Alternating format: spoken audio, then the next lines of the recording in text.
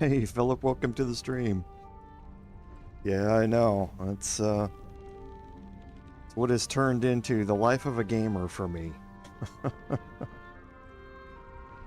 And yeah, you know, I get that a lot. Not a lot of people have looked at hirelings.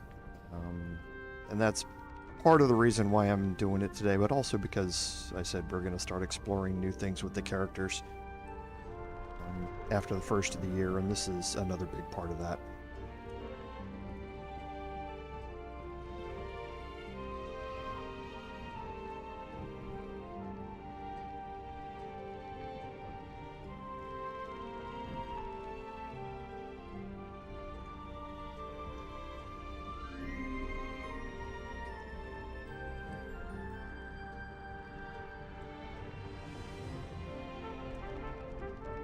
Hey, David.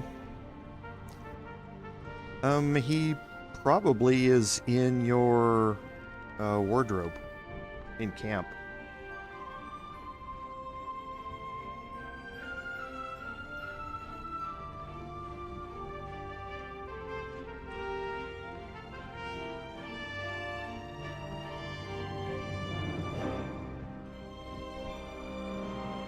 Hey, Lord Henry, welcome.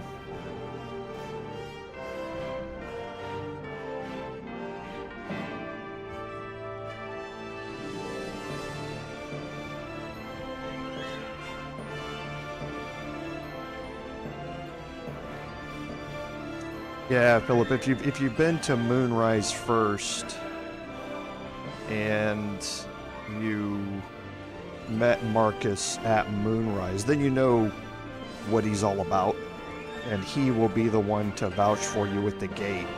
And yes, there, if he greets you at the gate, you can expose him as a traitor for the absolute there at the gate. And yeah, that fight with him is much easier because it plays out outside and you have all of the harpers outside to be able to help you for it. So yeah, if you've been to Moonrise first, then that fight can be a lot easier, a lot different.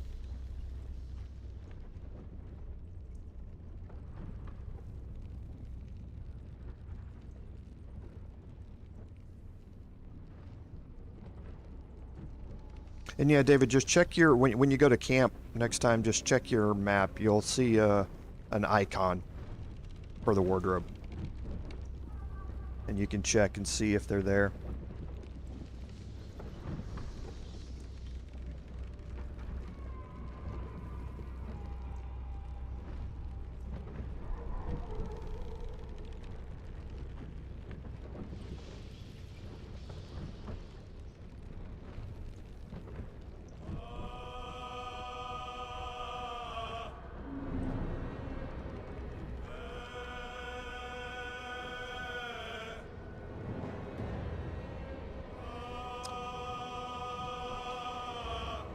Lord Henry, I didn't read that. Is that after the hotfix that no longer works? I read the patch notes for the hotfix, but I've been busy since it dropped, so I haven't been able to read the forums a whole lot.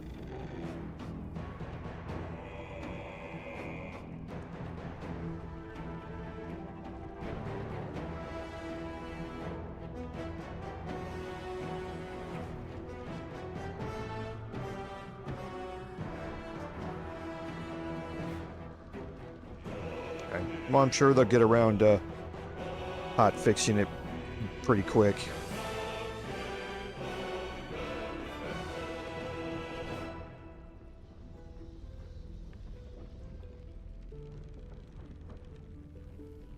Yeah, I need to get back on the forums and take a look and see of all the things that have popped up. Hey, Solo, welcome. Thanks for being here.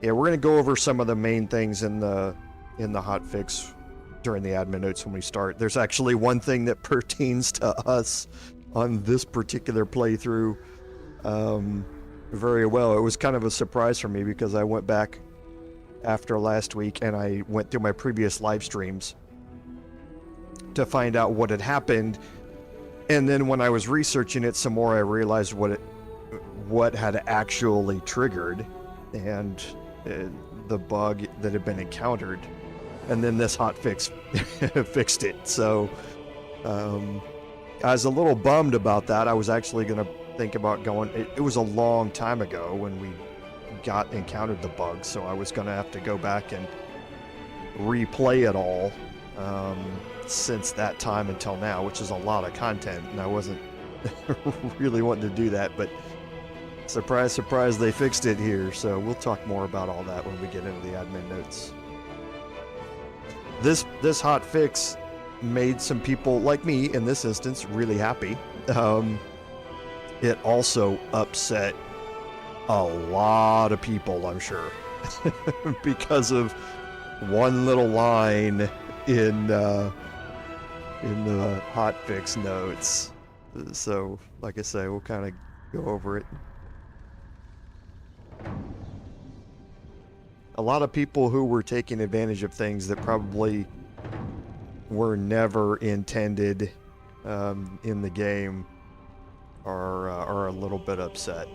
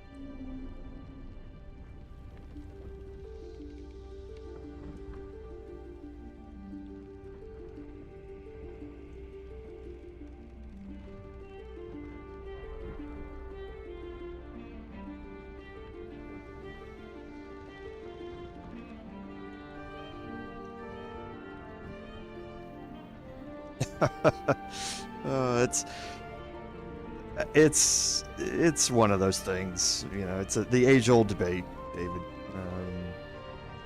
I come from a long tabletop background, and I realize that video games are going to be more or sometimes less faithful to tabletop rules. So I kind of take those in stride.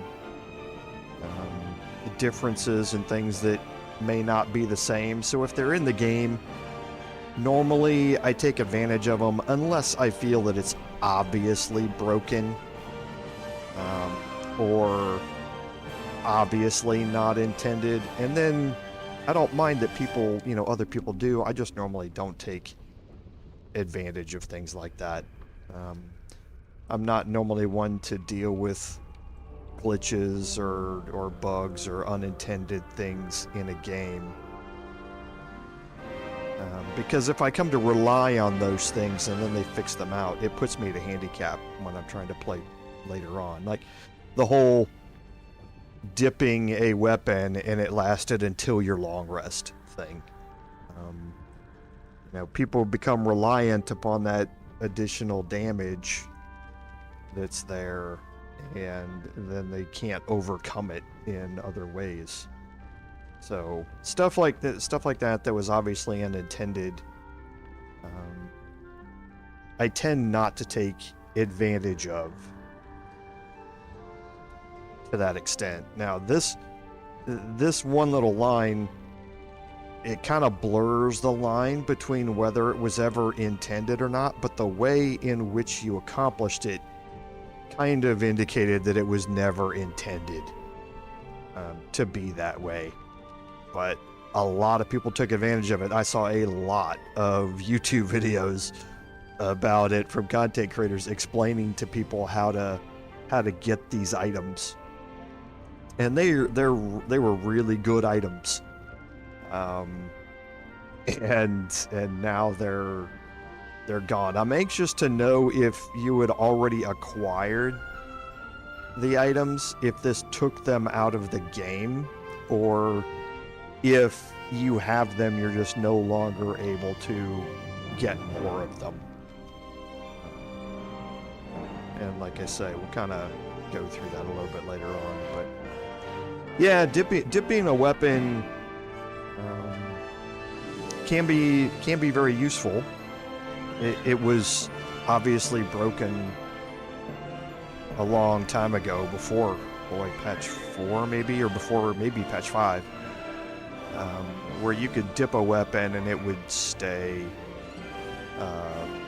Well, you could throw something on the ground, dip it that way, and it would stay until long rest. And that was obviously unintended. It was meant to have a time limit on it. But if you're able to prep it before combat, then it becomes quite useful for an additional damage boost. But damage types don't stack, so you can't get 1d4 from that and 1d4 of the same damage type from somewhere else. So it becomes less useful if you already have a weapon of that particular damage type, or something like that, or an item that already gives you that same damage type. But yeah, early on it's a great source of additional damage. Later on, tends to fall off a little bit, just because you're getting that same type of damage from multiple different ways.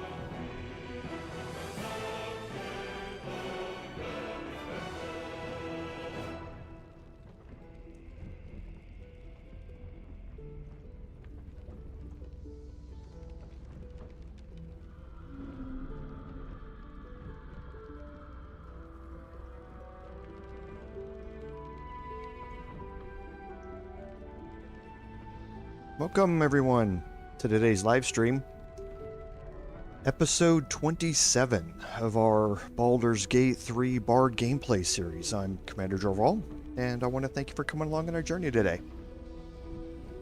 So, on some admin notes, the big news this week is obviously the release of Hotfix 16.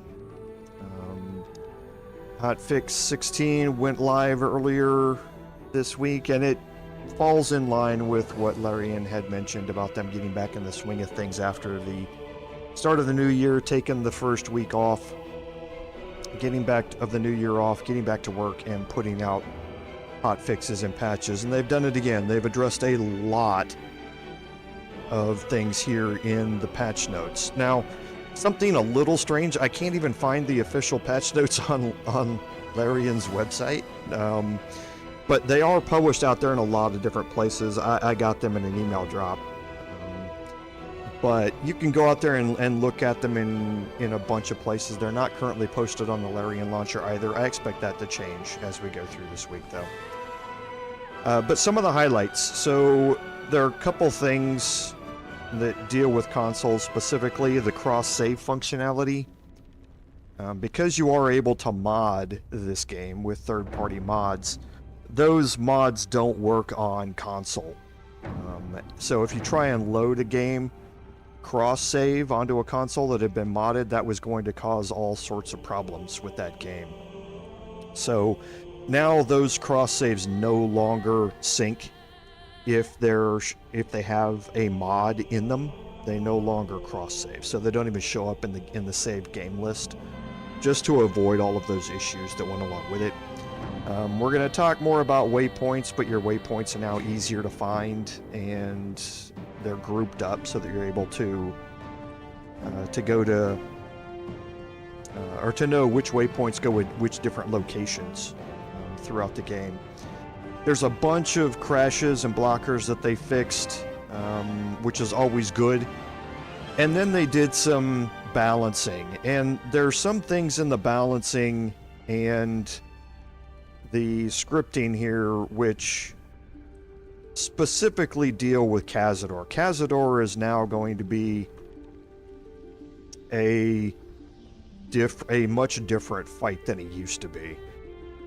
Trying to make him more dangerous in that endgame fight, and they've done some changes to how he uses his abilities both in tactician mode and honor mode. So if you are playing through those two modes, expect that fight to be quite a bit more difficult. The legendary action change is a big one, but also how his mist form works is, like I said, going to add a lot of additional challenge to the fight. So I like to see that they did it. I always felt that fight was a little bit underwhelming, so to speak, so I'm glad to see they changed it. Now, they did a bunch of gameplay changes as well, and again, you can read through all of these. A couple that affect us specifically are, now whenever you're using a weapon that uses your spellcasting ability modifier instead of the normal ability modifier for that weapon, it's going to choose the spellcasting ability with the highest modifier on it. So that's important if you're multi-classing and you have multiple ability scores that are used for spell casting depending upon that multiple class. If you're using a weapon that does additional damage or something based upon your spell ability modifier, it's now going to pick the higher of those spell ability modifiers to add that damage in and that sort of stuff. So that's a good change. I was happy to see. There was also some issues with elemental weapon, heat, metal, and daylight only happened. They would persist throughout the entire game, so they would go all the way through a long rest and continue on. That's now been fixed. One of the other gameplay changes, I'm sure, is going to be a cause for consternation amongst some people, and I've got to explore this a little bit more, but we're not going to get into it a whole lot. But there was, in Act 3, there are some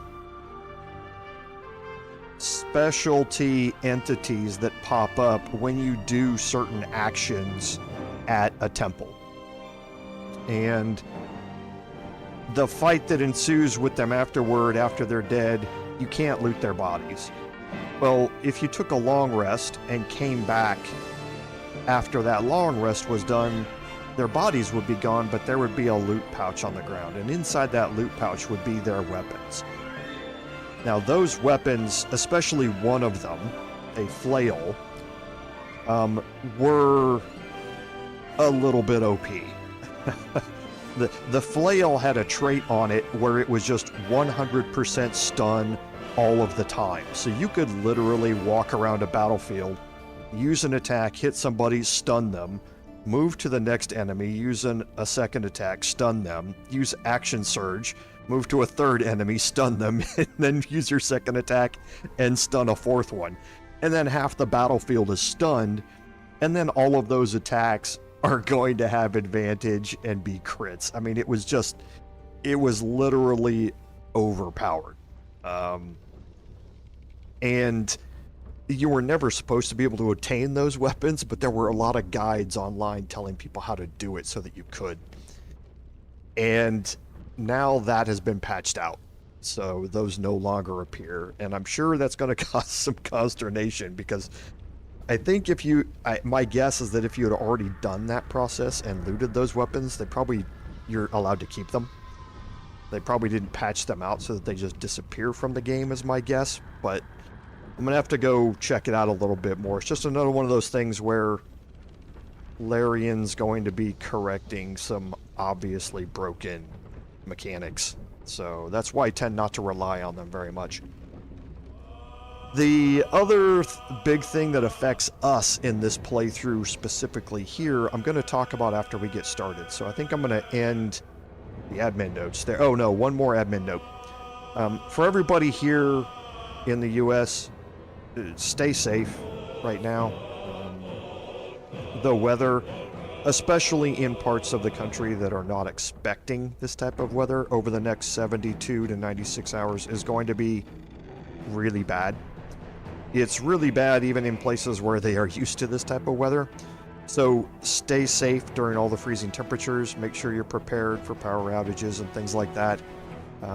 Don't travel unless you have to. All of those winter safety tips, but especially for us here in the South, please just be safe. This weather is not something you ever expect, and if you're not from a northern part of the country like I am, it can get really dangerous for you. So please stay safe out there through all of this. So on our recap, at the end of last episode, we finished up the fight with Barcus at the Last Light Inn. And that was a big deal for us. We wanted to get that finished so that the Last Light Inn is completely safe, and we've gotten our first buff to be able to explore around the Shadow Curse lands. And we're going to jump back in here and pick up right where we left off. Yeah, Solo, we're going to talk about that actually here in just a second. I don't think you forgot to invite him back to your camp, actually. So, at the end of last live stream, we were looking around the Last Light Inn here, and one of the things we noticed was that Barcus was not in the Last Light Inn. We had rescued Barcus from the windmill. We had rescued him from Nier in the Grimforge, and at the end of that, we talked to him after Nier was dead, and he wouldn't talk to us. He would just say, "You did it," and that was it. It didn't matter how much we clicked on him, he would just say, "You did it." He had an interaction during the conversation with the head gnome there, but those are the normal interactions that you would see every time. And we just weren't able to talk to him. I did a little researching and found out that that's a bug that can happen. The reasons that bug was happening were entirely wrong. It had nothing to do with which character you were talking with, because I went back and played it multiple times, and it didn't matter whether it was your main character or whether it was a secondary character or anybody who was having any conversations with anybody. Sometimes, for whatever reason, Barcus was not able to be talked to afterward, and that meant he would not show up at your camp, and that means he would not show up here in the Last Light Inn. And we noticed that last time. We went around to buy some stuff from him, and he wasn't there.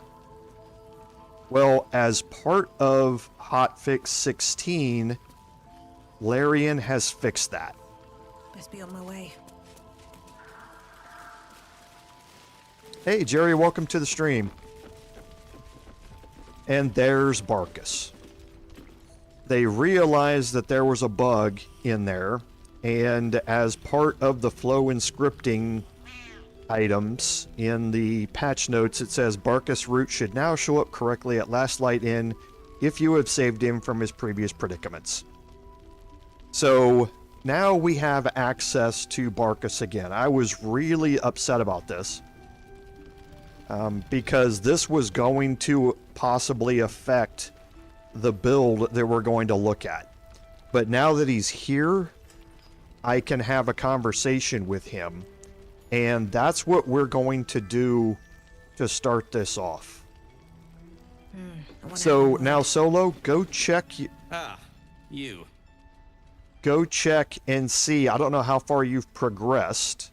If you're already past all of this and into Act 3 and you can't come back here, then see. But check the last light in and see if he's here now, because they've fixed that. You might have run into the same bug I did, and now it's been fixed. How are things? How are things? Well, I've been through worse. I'll soon be off to Moonrise Towers to look for my friend, Wulbrin. I understand you might be headed in that direction as well. Oh, joy. More cultists. I'm sure I'll have no problem locating Wulbrin and skipping out of there, hand in hand. You wouldn't even know what he looks like. Then again, my track record is, well, discouraging. That's very decent of you. Very decent of you indeed. But I won't stand idle. I've spotted an alchemist's scales, and had already been cooking up a little something that might help against those cultists. I'll get to work on the brilliant retort. You get to work at the towers. Deal? A new type of smoke powder. All the bang and boom of the original, but with an extra surprise. Guaranteed to end any and all arguments or protestations. Very good. Very good. Very good indeed. Now, you, off to your heroism, as it were. Some of us are counting on you. Hey, so now we'll talk to him again, What now? and we'll look at his I'm trade sure items. You would. Okay, and we talked about this at the very end of last live stream, where I was upset that he wasn't here, because Barcus sells, especially for your martial characters, he sells one of the better items in the game for the glove slot, and that is the gloves of the automaton. Remember, we fought Bernard in the Arcane Tower, and we picked up the Light of Creation halberd. And that halberd comes with some very significant damage for any two-handed weapon, with the additional lightning damage. However, you have a chance to stun yourself when you use it, unless you are an automaton. Well, these gloves give you a strength saving throw +1, which is always nice, but as a class action, you can activate circuitry interface. And two important things about this, or actually three important things. One, it lasts for 10 turns. So most fights don't normally last 10 turns at the level that we're at. So you're able to activate this before combat starts, and then enter into combat and still have a significant number of turns left on this. Okay, so you can activate this, and then you can swap these out for something else. Second thing, you're considered a construct while this is active, which means that that stun portion of the Light of Creation no longer applies to you, so you can use it at will. The third major thing here is that your weapon attack rolls have advantage, and this is all weapon attack rolls using any type of weapon. So you are guaranteeing yourself advantage on every attack for 10 turns while you're a construct. Now you're like, wait a minute, what's the downside here? I mean, this is crazy. I mean, because that advantage can help easily offset things like Great Weapon Master, All In, and that sort of stuff that have a big -5 penalty. This helps negate that. the thing is, you're considered a construct, and not many people know what that means or think about what it does. When you're a construct, you cannot be healed through normal healing means, meaning heal spells, healing word, cure wounds, healing potions. None of that works. So your hit point pool is what you have, and that's it. So that's the main downside to this, is the fact that there are some disadvantages which come along with being a construct that help balance these out. Otherwise, they would just be, strictly OP. But they are a great set of gloves, especially if you are in any of the master skills, either sharpshooter or great weapon master. Having advantage on your attack rolls can help you avoid or negate all of that. So we are definitely going to pick these up here, and I want to look and see. Defender of the people. Okay, so I don't have anything on me at this point, but we are going to pick those up. You have the acrobat shoes, which gives you advantage on dexterity saving throw checks, and again, this is worded a little bit strange. This is only on dexterity saving throws. This is not on dexterity saving throws and checks, or dexterity saving throws and ability checks. This does not apply to sleight of hand or anything like this. This is purely dexterity saving throws. Okay, the word checks there is not a good way to word this. I normally don't pick these up. They're so cheap, I'm just going to throw them on my camp chest, though. And last is the Ring of Geniality. There's no reason not to pick this up. Even on some of your higher persuasion type characters, having an additional +1 if you need it going into a conversation is just useful. There's no reason not to pick it up. And I am going to pick up his potions here. And what does he have for dyes? Okay, nothing that I really want. The other thing that they changed about this interface is that there's something missing. The total gold line up here in the barter screen is missing. I don't know if you noticed it, but when you barter, like right now, I'm bartering. I'm going to give him 798 gold for this. So you click the balance offer. It uses gold from your inventory and places it here. Okay. Now, what used to happen, if you didn't have enough gold in your inventory to do it, is if you clicked balance offer, it would pull gold from somebody else, put it in your inventory, and then you clicked balanced offer again and it would put it here. But you always had the gold number up here at the top to know whether you had enough gold from your other characters to be able to do it.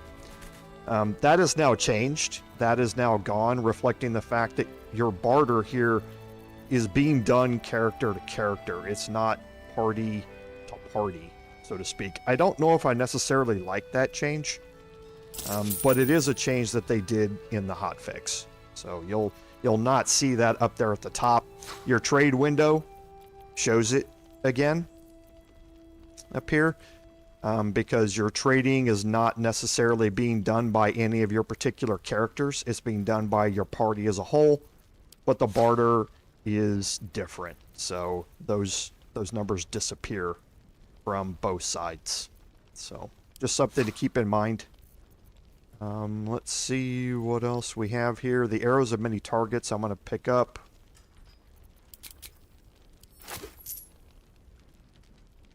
And I think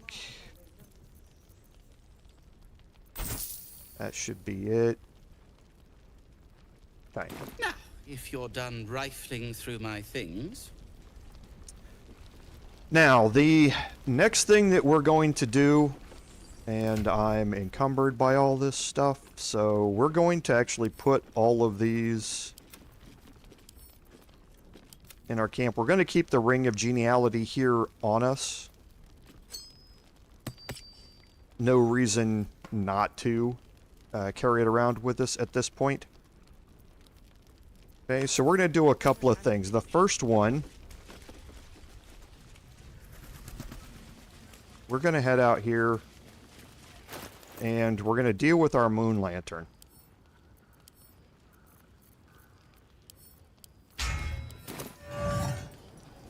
Okay, we have the Inspect Moon Lantern class action here. The lantern gives off a chilly glow, protecting all in its vicinity from the surrounding shadows.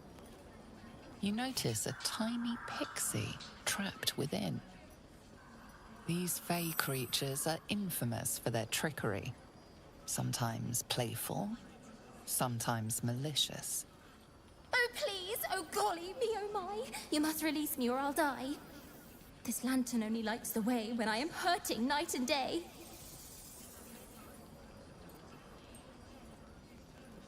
My pixie dust is bright as day. My injuries can light the way. Poor thing. A life of torture. We should let her go. Shouldn't we? My name is Dolly Thrice. Now won't you free me from this vice? It would be my pleasure, truly. Once I'm freed, I'll help you duly.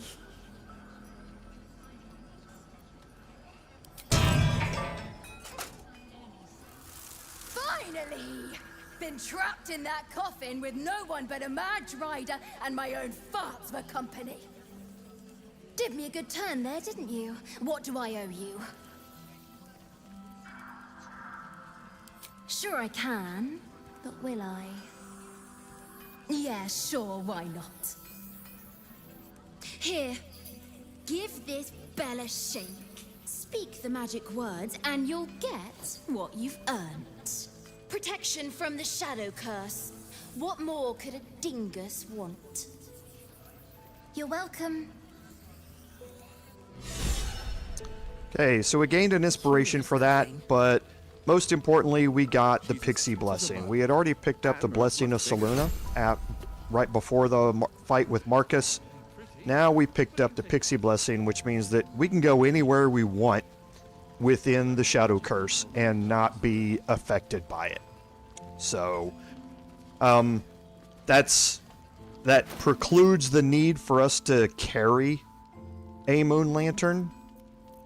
And we'll go ahead and put Valar Aloof back on. So now we no longer have to worry about carrying a light source while we are moving around the Shadow Curse. We are completely free from it. So the next thing that we're going to do is we're going to head to camp. Now, we're not going to take a long rest, necessarily. Actually, I'm going to check my action. Yeah, we're not taking a long rest. But we're going to talk to Karlach here. Soldier? And we're going to have her stay behind. Really? Really? Oh, fine. I'll be here eating dirt or whatever. Now we're going to go over here and we're going to talk to Withers. So, before we do, though, when we talked about the Bardlock build and what we were doing with it, it really focuses on a high armor class, the ability to use the darkness spell and fight within it, and to deal out damage to multiple targets and or increase our armor class even more using our flourishes here. That's all well and good. However, what you're lacking with this build is the burst damage, the ability to single target focus something down and just destroy it. Now, Karlach and Lae'zel are good at that.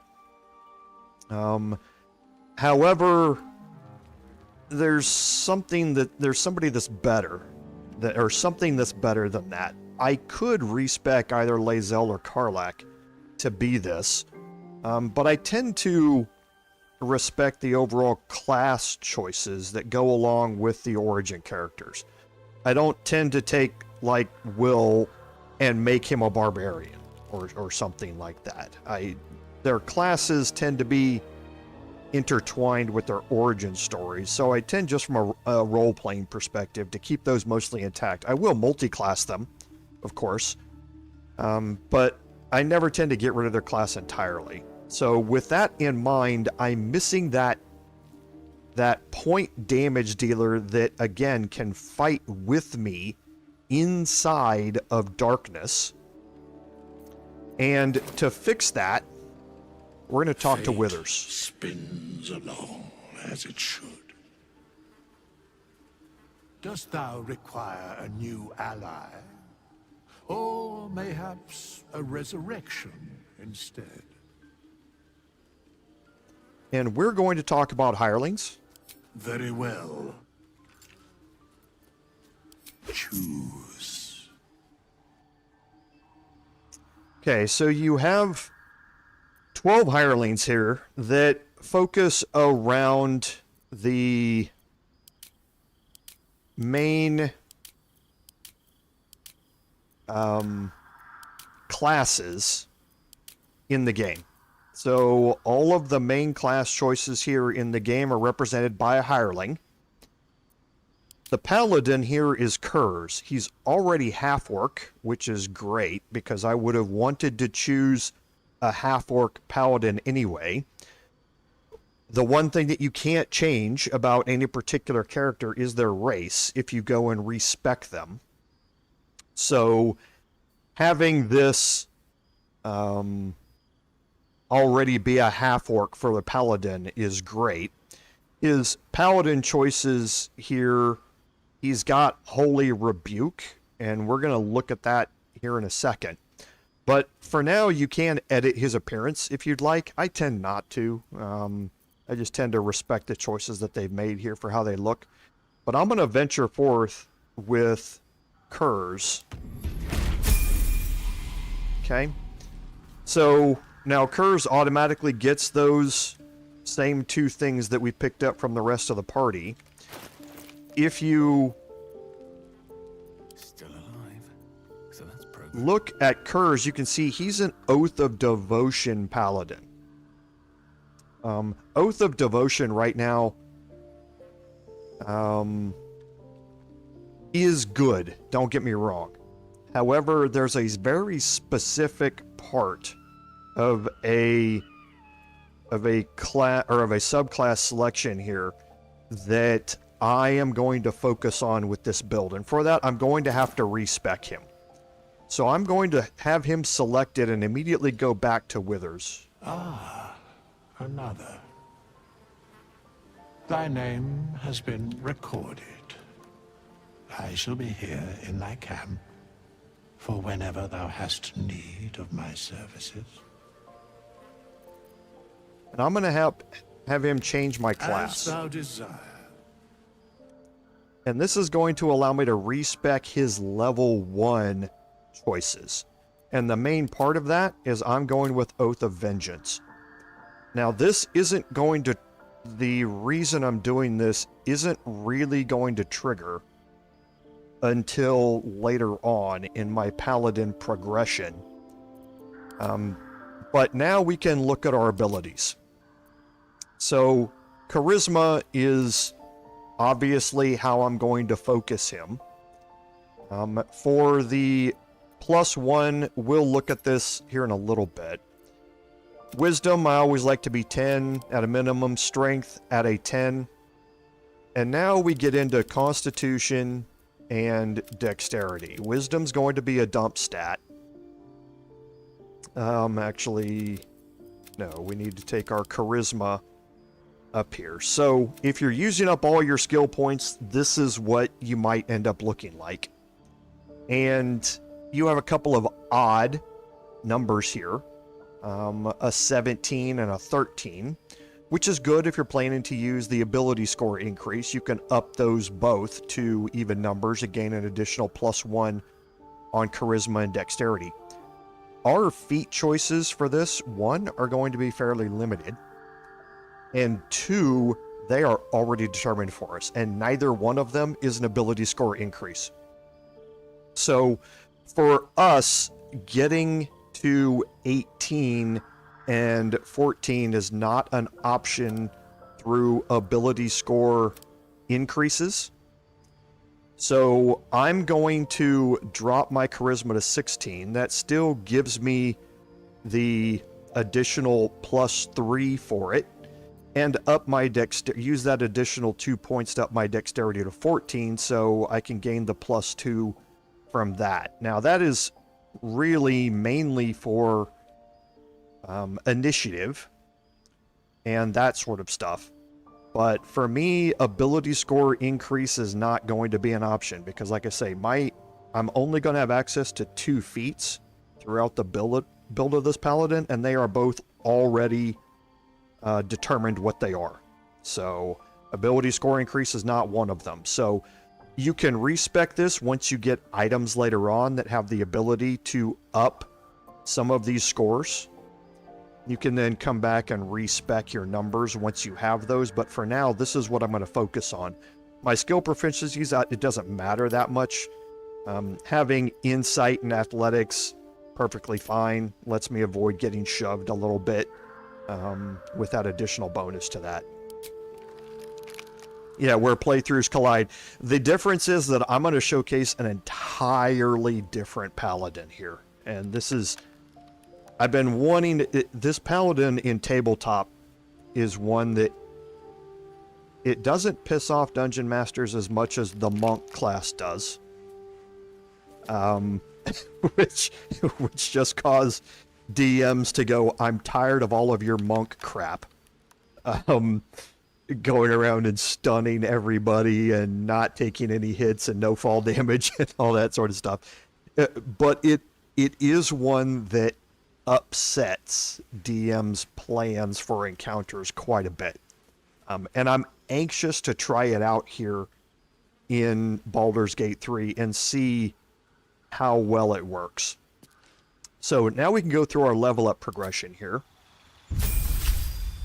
So level 2 Paladin, you obviously want to take. This gets you access to your Divine Smites. So you definitely want to take level 2 Paladin here. Now for our fighting style, previously we went with dueling. And on our Paladin playthrough, and that's because we had decided we were going to be a sword and board Paladin for the additional armor class bonuses. Here we're not going to. We're going to go a different way.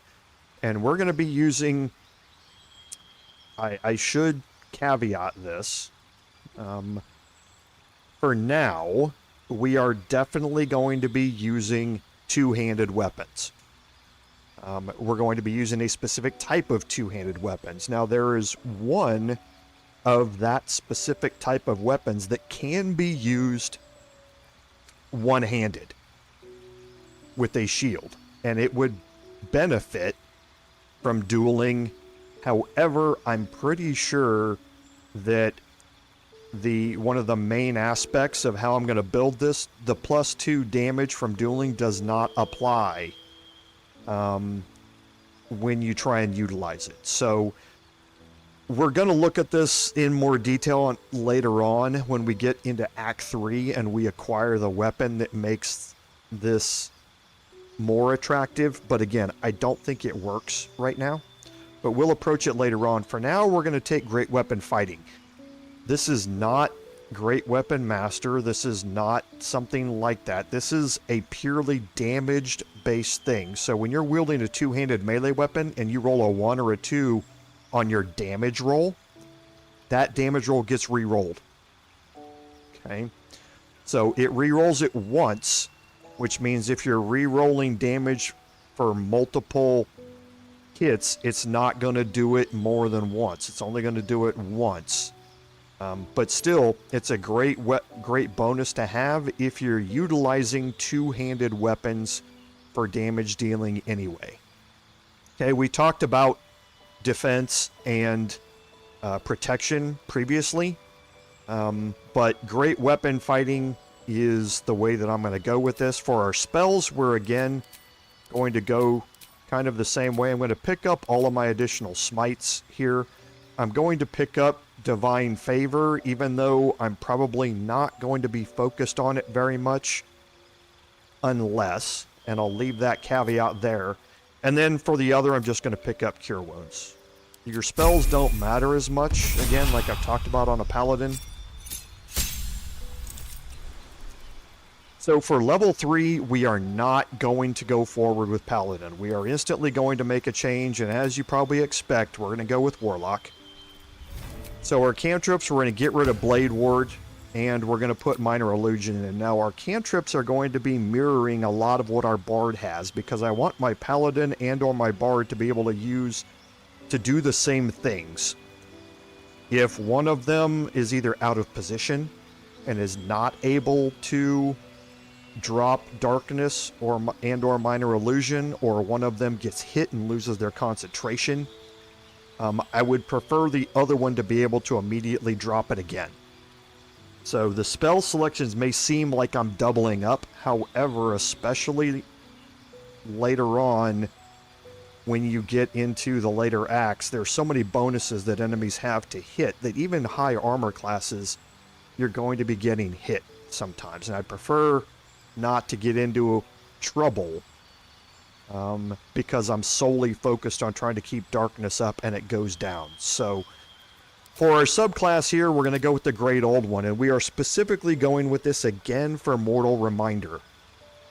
Frightening targets is so important.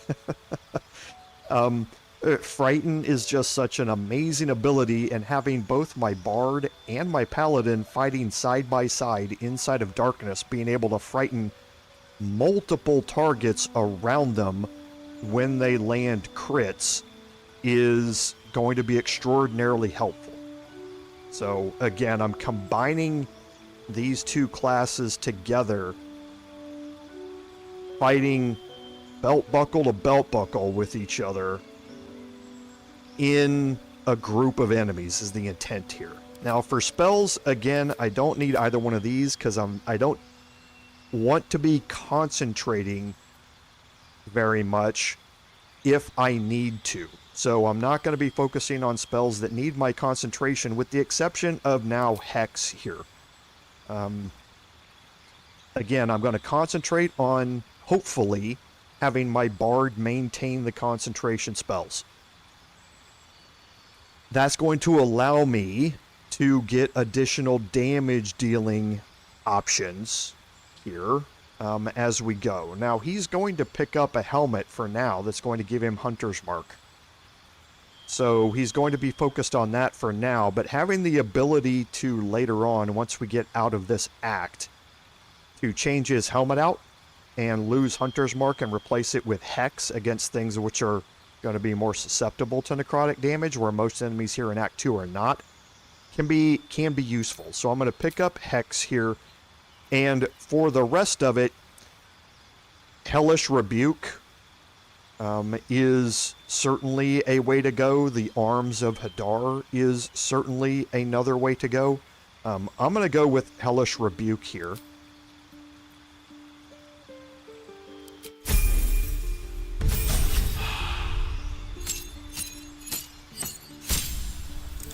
And I think that might have actually been a mistake, because I think I'm going to get Hellish Rebuke again later on. So I'm going to pick up Arms of Hadar here. And now for our invocations. Agonizing Blast and Devil's Sight. Two different ways to do this build. If you are doing this build in the current, in my playthrough, this build is perfectly fine. If you're doing it in an honor mode playthrough, where the deepened pact extra attack does not stack, then this build is going to be different. But for now, I can focus either on Repelling Blast or Devil's Sight. I'm going to take Devil's Sight here. If you are doing this in honor mode, you're probably not going to go to level 5 Warlock. You're going to stop after level 3 Warlock, and that means you're not going to get another Eldritch Invocation, so you need to take Devil's Sight here, because this will be your only time to take it. But for now, I can take either Repelling Blast or Devil's Sight. It doesn't really matter, and I don't need to replace any spells.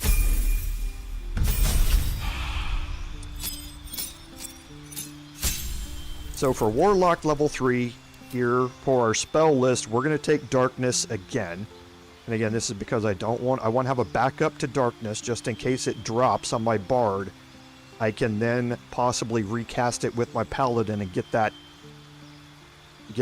defense and offensive capability back up as quickly as I can. Pact Boon is definitely going to be Pact to the Blade. We don't need to replace our spells.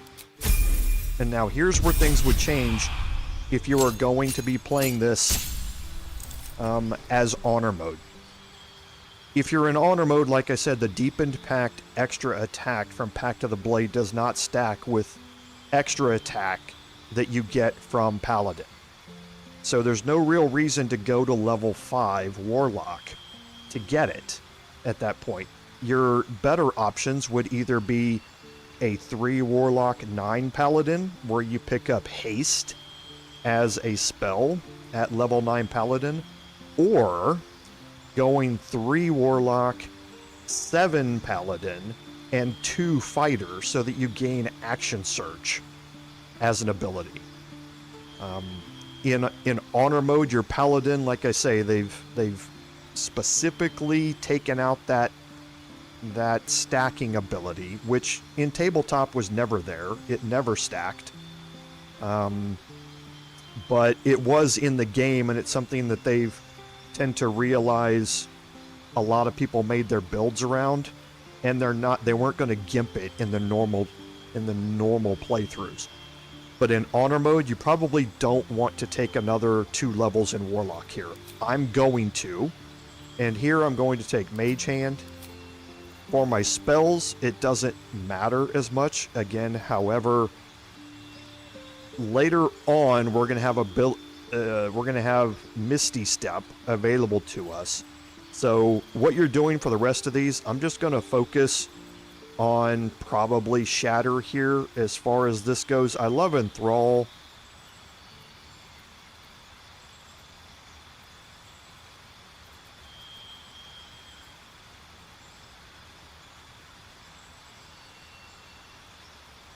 I really could utilize Mirror Image as well,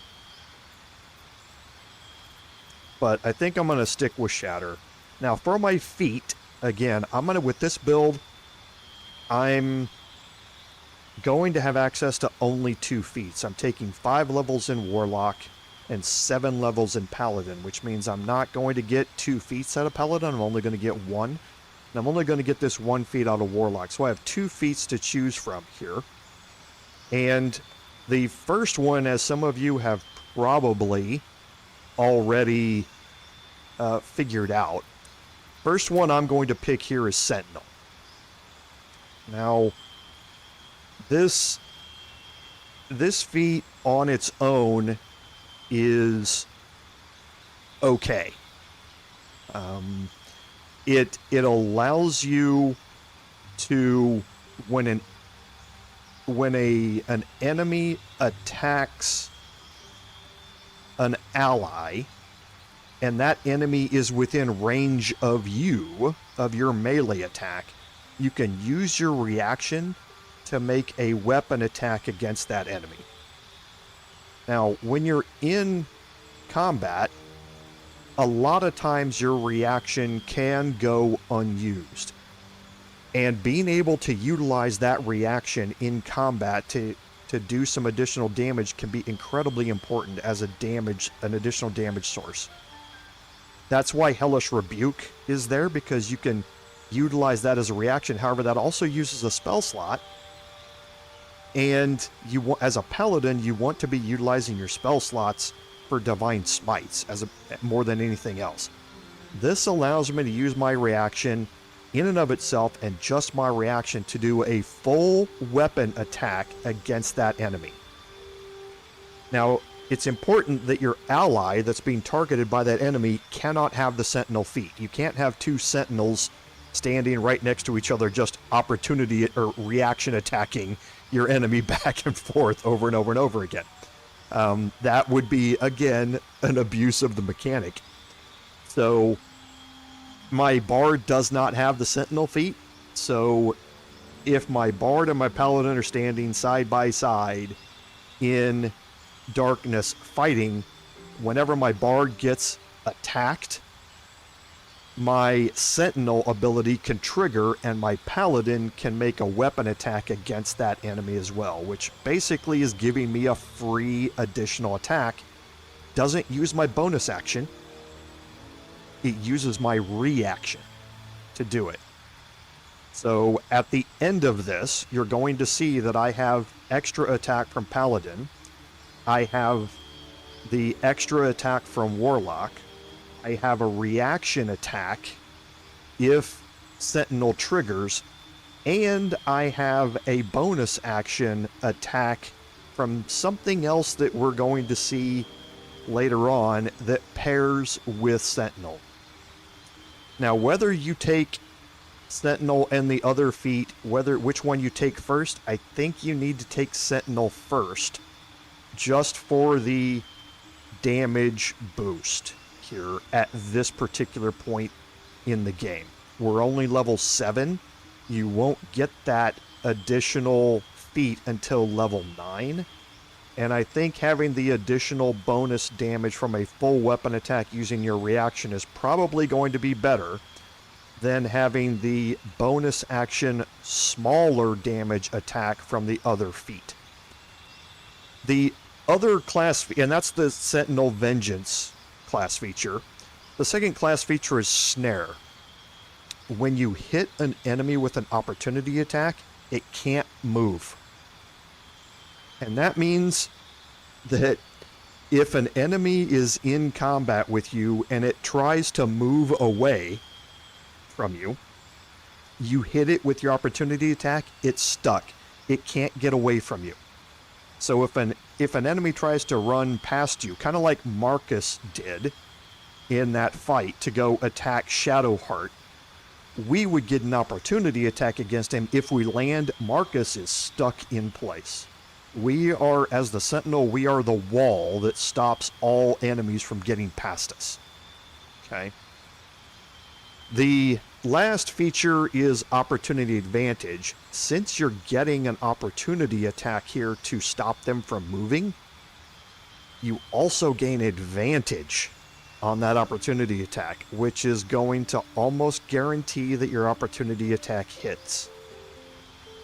This Sentinel feat pairs incredibly well with another feat that we're going to take later on, and I will talk about it here just to kind of explain what we're going to be going through. And that's Polearm Master.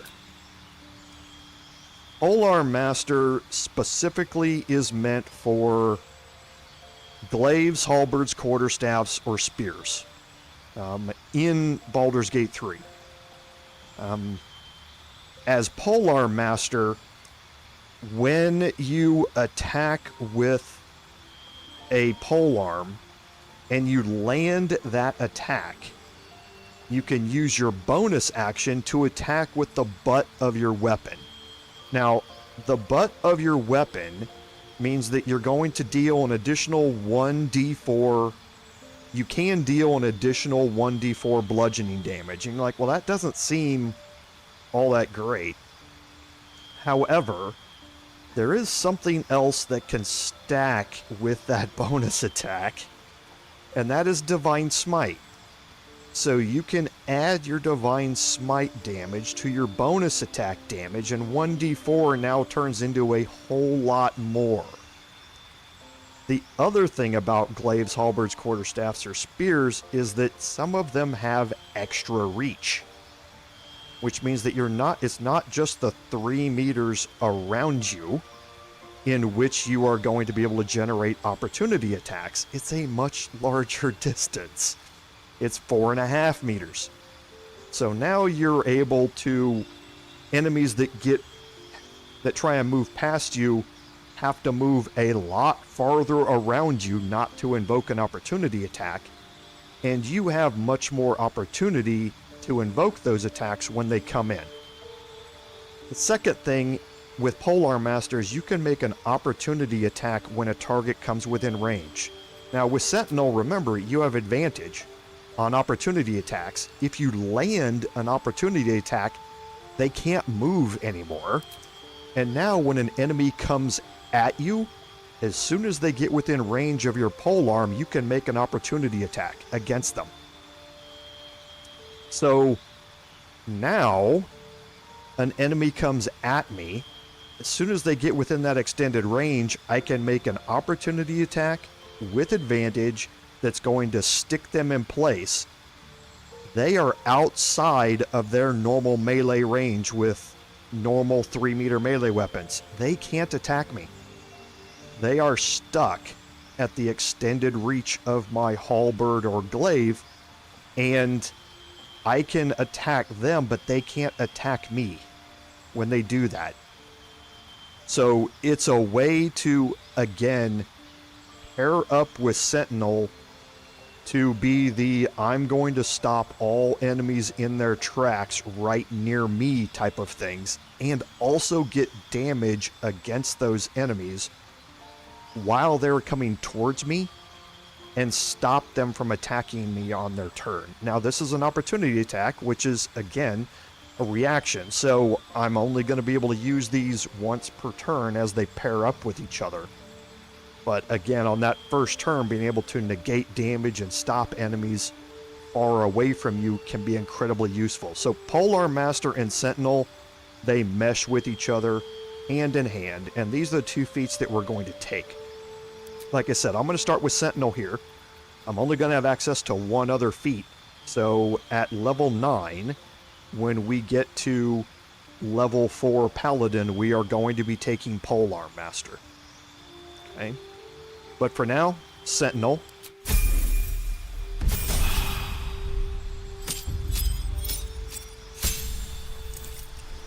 And now at level 5, we get our deepened pack. So we gain our extra attack here.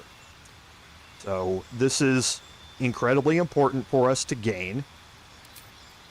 So as far as our spells go, there's again a bunch of options here, but I'm going very similar to how we're going with our Bard, in that I don't want one spell or another to drop out and be kind of left hanging if I don't have them up here. As far as my invocation, I'm going to take Repelling Blast. There are some decent ones in here. Fiendish Vigor is a good way to get you 7 temporary hit points. However, there's aid spells and things like that to get you 10 and that sort of stuff. But there are other things in here that can be useful. I tend not to use the one that take up a Warlock spell slot because, again, I want to be using those for my Divine Smites. And I shouldn't need to replace a spell here. And that gets me to level 7. Now, the next thing that we want to do here is make sure that we are outfitted.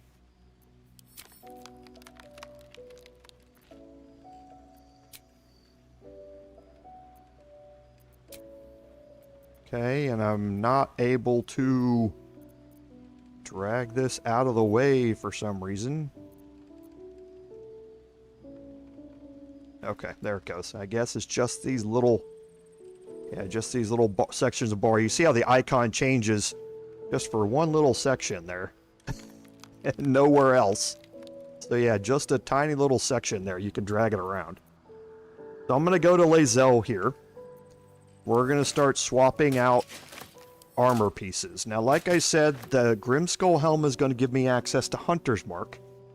So for now, in place of Hex, which is most enemies here are going to be resistant to that damage on, I can use Hunter's Mark and concentrate on it instead to gain my additional damage. As far as the rest of what she's carrying, there's nothing else here that we need.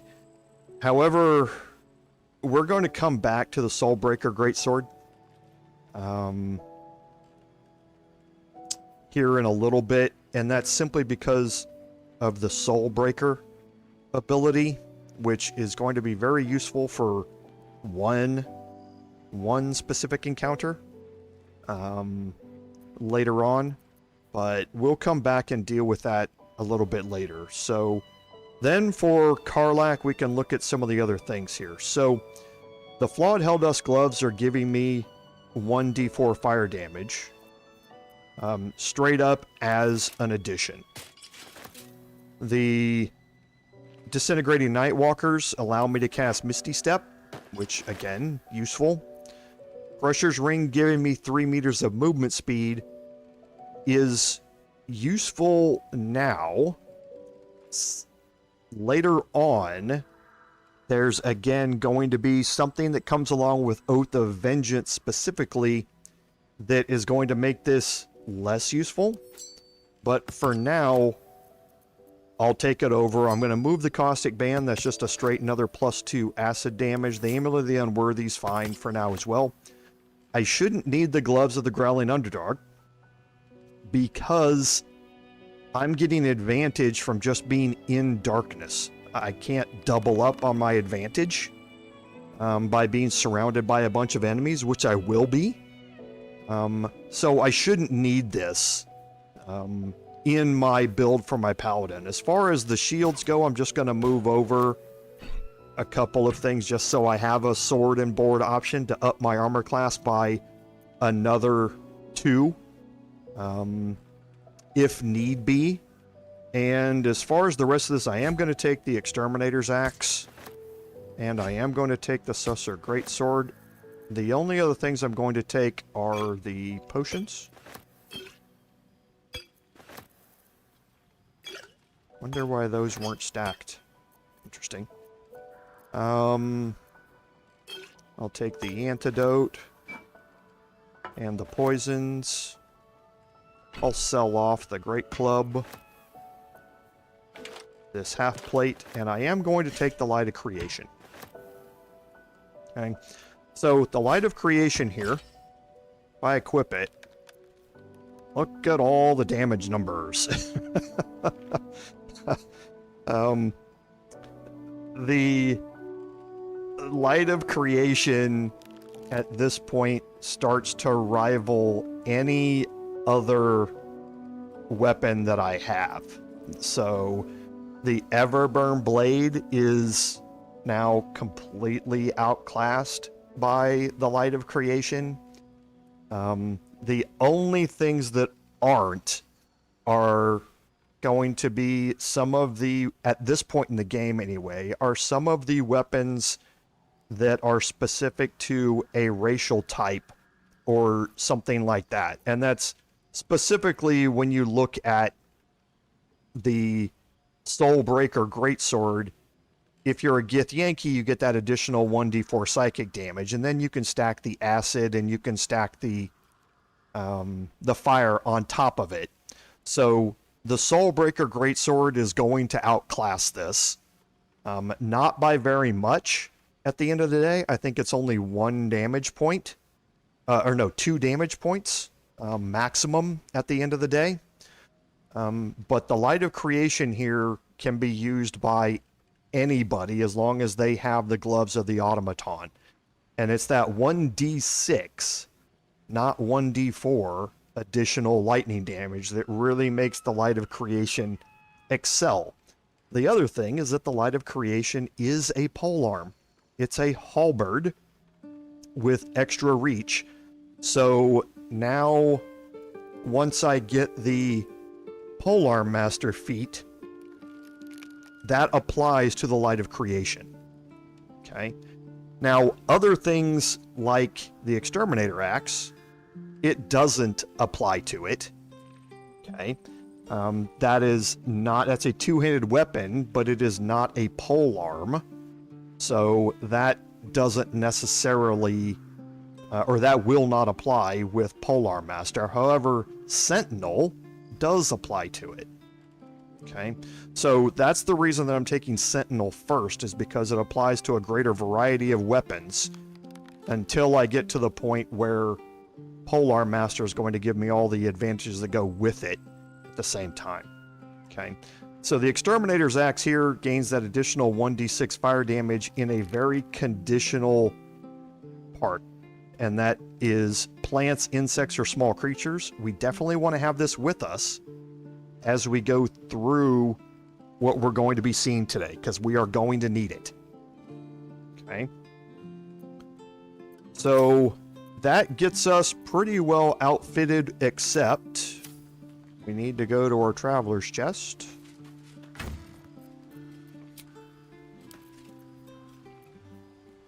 And we need to get a ranged weapon. Now, Giant Breaker's fine. I could have taken the Cellar of Monsters, Gandrel's crossbow, that gives us advantage against aberration or monstrosity creatures. However, I'm going to be fighting in darkness also, which gives me advantage on that, so it doesn't really matter.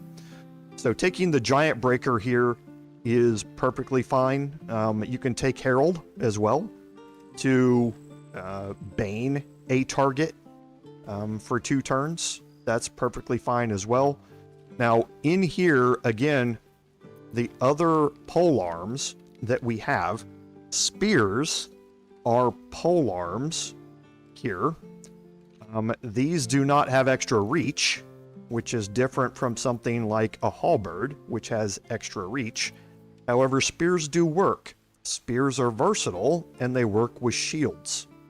So Polearm Master, you can get the benefit of Polearm Master from a spear in this game and still get the additional bonus to your armor class for utilizing a shield. You can't necessarily gain a lot of the other things that make Sentinel great, being the extra reach, keeping them out of range of you and not allowing that first enemy to attack you. Because they're going to be within range of you, because this does not have extra reach when you stop them. However, Sentinel is still certainly useful with spears.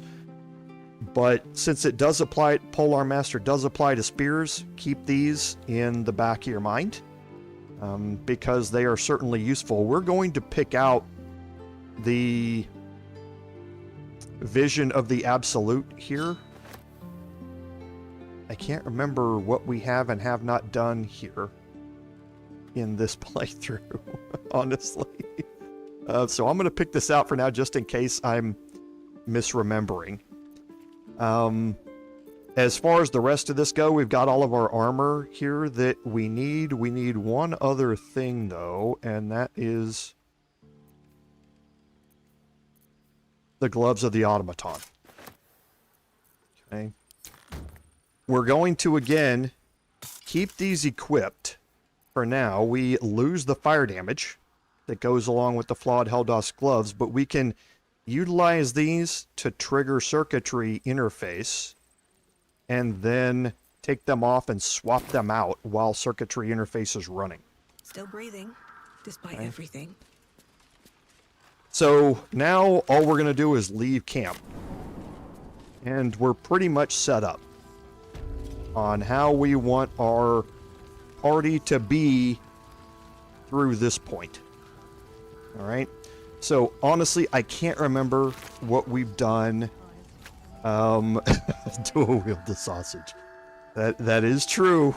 That is true. The sausage with divine smite is, not able to be resisted. I'm telling you, it's pretty good. Yes, and good idea, because my paladin or my bard should be bound already. Hers is not, so let's open this up. Let's swap these around. Normally I have all of these actions up here.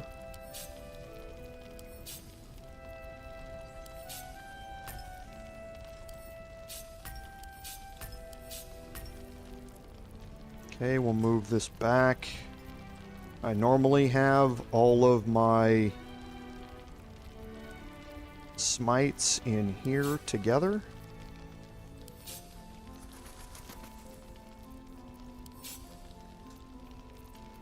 Okay, Hex and Minor Illusion and Darkness up here. No, stop. Okay. And now we're going to bind our packed weapon.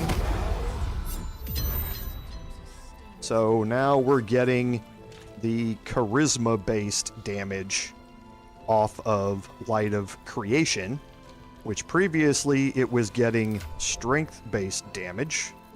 So now when we throw our Flawed Helldusk, we're now getting 9 to 26 damage out of Light of Creation. And we are not going to get stunned because we are a construct when the Gloves of the Automaton trigger.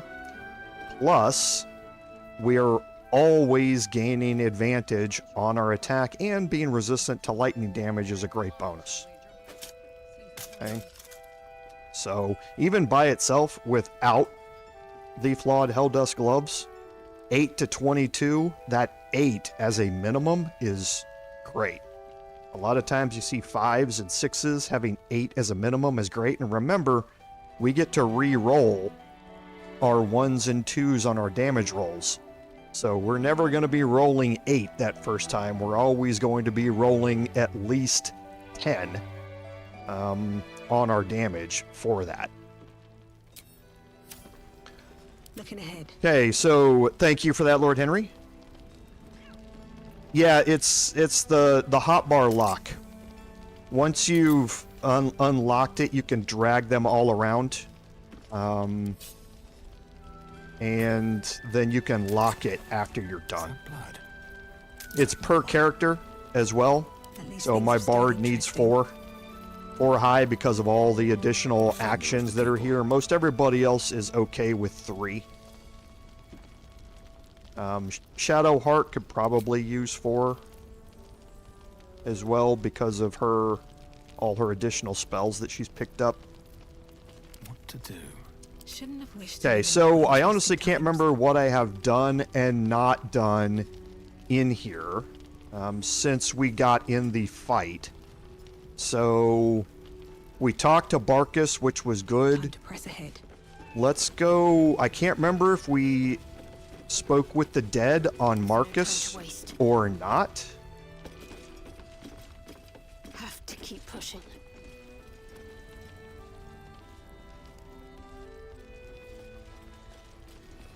And let's check that and see.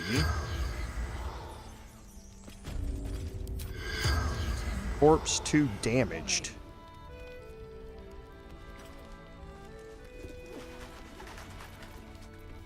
Interesting.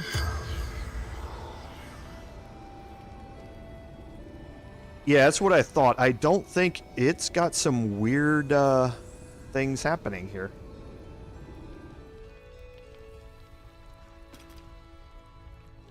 With Corpse 2 damaged.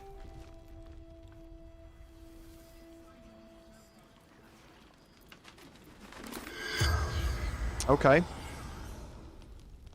Don't know entirely what's causing that. The rendering here is kind of bugged out anyway on these corpses. So not entirely sure what's happened here. I haven't run into that before with this. I don't know if it is Philip, but either way, talking to him just gives you access to another stash somewhere that you can find another way. So I don't think it's important necessarily that we talk to him, but you do want to talk to Marcus. I pity you. And he will tell you about nearby valuables, so to speak. All right. But now what we are going to do is we're going to explore around the last light in here. There's a lot of stuff to be done around here. And the first thing that we want to do is make sure that we click on the Greater Healing Potion. And I think Jaheira's here. Let's see if we can do this with Mage Hand.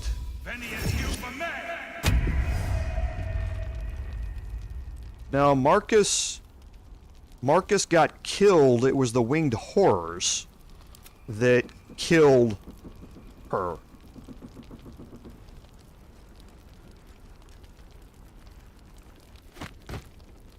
Okay, so now we can get rid of Mage Hand. No time to rest. And now we can click on the book here. And this gives us the recipe for the Greater Healing Potion. Okay, if Jaheira's not standing here, you can walk up to her spot and pick up the book. While she's standing here, you're not going to be able to pick it up. You have to move it a different way.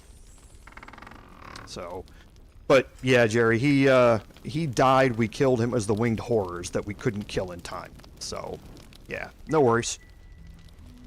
Don't waste a step. Okay, so we have started all of this. Let's go exploring. Again, we have the Pixie Blessing here. So let's take a look at our map here, and let's go exploring the outskirts of the island here that has the Last Light Inn on it. And we're going to start out here by the gate.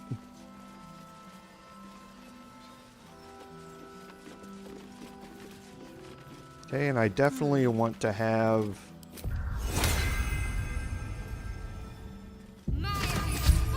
All's well that ends. Not as bad as Okay, it we could do have. have some crates and things like that that you can search out here. Need to find a way forward. Okay, and we have this little section here. Now, once you cross this bridge area, this little section, you're able to cross into without Pixie's Blessing. It doesn't look like you can. Okay, the Shadow Curse hangs thick here. You can actually cross this without having Pixie's Blessing, with just having the Blessing of Selûne. However, you cannot cross through the doors here or through the door here without the Pixie Blessing. You will start taking necrotic damage. It will put you into turn-based mode, and you will start taking necrotic damage. But here, we can walk in here without a problem.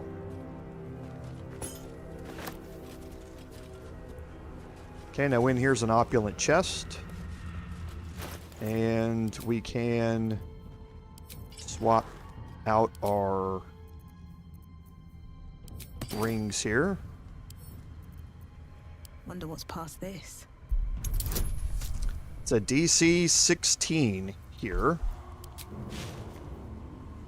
We're going to add in guidance. We have a 7 to 10. That shows you how powerful advantage is.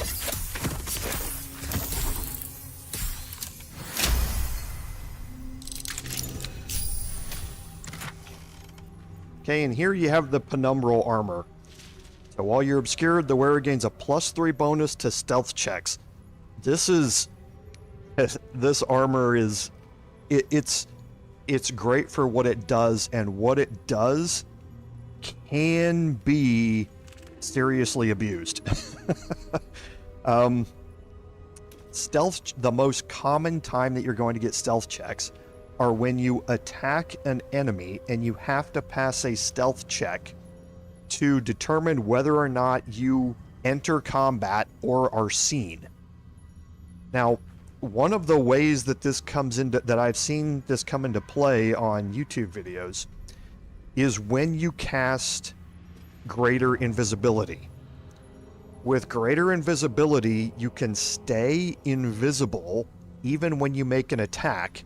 However, you have to pass increasingly hard stealth checks to stay invisible while you do it. This armor, adding a +3 bonus, that's a +15% base chance to pass that stealth check, plus all of your bonuses. I have seen a rogue cast or have greater invisibility cast on them wearing the penumbral armor and just do attack after attack after attack. And stay invisible while they're doing it. The +3 can be very useful if you're doing a build like that. It's not something that I'm going to do, but I'm definitely going to keep it around. Okay, just another gold ring to pick up. Some more here.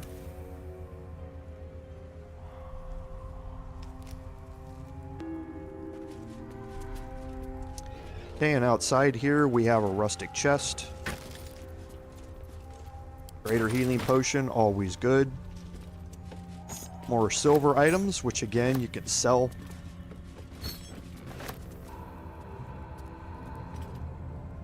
Okay, and then you have a door that will take you back out this side. And again, you can't get into this house without having the pixie blessing. Okay. So, the other thing here are these roots. These roots take you down into a new area where you are going to get into a fight. And while we're here, we might as well do a few things. Still alive, so that's progress. Okay, just to top me up. I'm not going to go down this way yet. Should mind my step. But you certainly can. We're going to do some more exploration around the outside of the Last Light Inn. Whoops.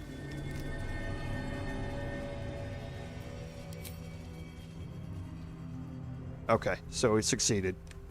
I came out that door and wasn't paying attention to the dirt mound that's here. Luckily, they succeeded. It's not a hard DC.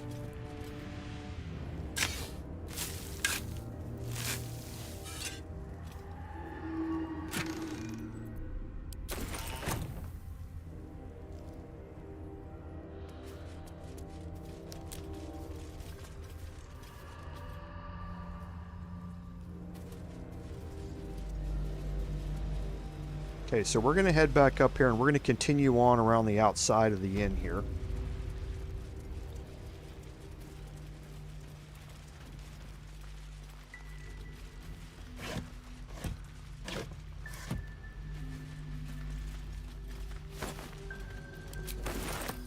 And again, we're going to pick up most things. What I need to do is start focusing on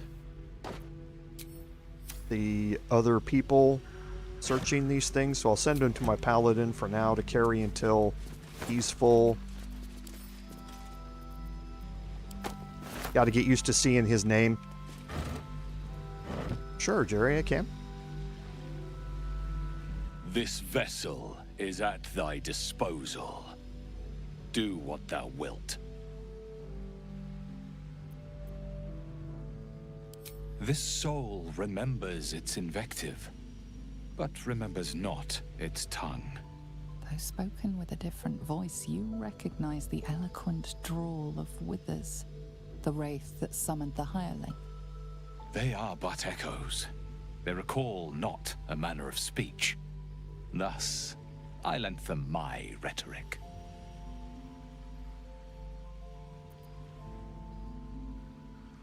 To speak thusly takes little of my effort.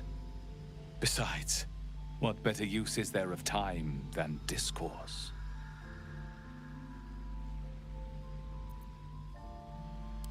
Because you needed to speak to it. Because it feels correct. Fitting. These souls clawed their way back from the fugue plane for vengeance. The art of violence is one memory not lost to them, I assure you. Now, let us return to the fray. So, in case you haven't explored the Hirelings, these aren't like you go to, a room or a building or something, and you hire somebody, like in Skyrim or something. Your hirelings are dead individuals. The Withers brought them back, brought their souls back from the fugue plane, and gave them a body to inhabit so that they can come along with you on this. That's why when you dismiss them, you store them in Wither's wardrobe of flesh or something like that. You just basically put their body back into a wardrobe and their soul goes back to the fugue plane, and then when you bring them back into your party, Withers brings the soul back to re-inhabit the body. So they aren't like normal people that you have to worry about, and that's why you shouldn't have any qualms about using your hirelings to do things that you might not necessarily want to do. So if you, for instance, get an option to sacrifice one of your party members to gain a buff, you can do it with a hireling instead. Larian has specifically said they don't care what you do with them, and they understand that you're doing all those things with them, and they're perfectly fine because they are just bodies that have brought a soul back. As soon as they die, quote unquote, their soul goes back to the fugue plane and the body just, disappears. So it's one of those things that kind of explains a little bit more of the backstory on them, but you're not going to be improving their attitude and that sort of stuff toward you because they don't have storylines in that respect. But yeah, good. No, thanks for reminding me about that, Jerry. If you haven't experienced what hirelings are or what they do, this kind of explains that a little bit.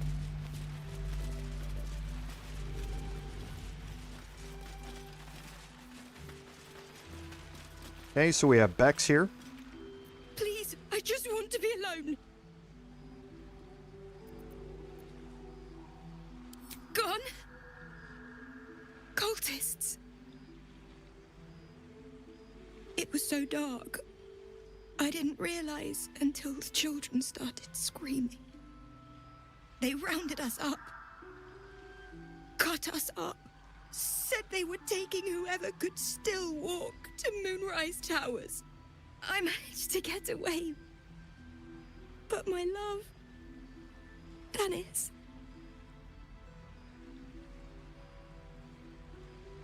Martin Dor, Roshan. I've always been good at running. Unlike Dennis, I didn't realize one day our lives would depend on it. I just wish I could have said goodbye. Not unless you can bring him back. Can you? It's hard to imagine him making it after everything that happened. But if you find him, it would mean the world to me.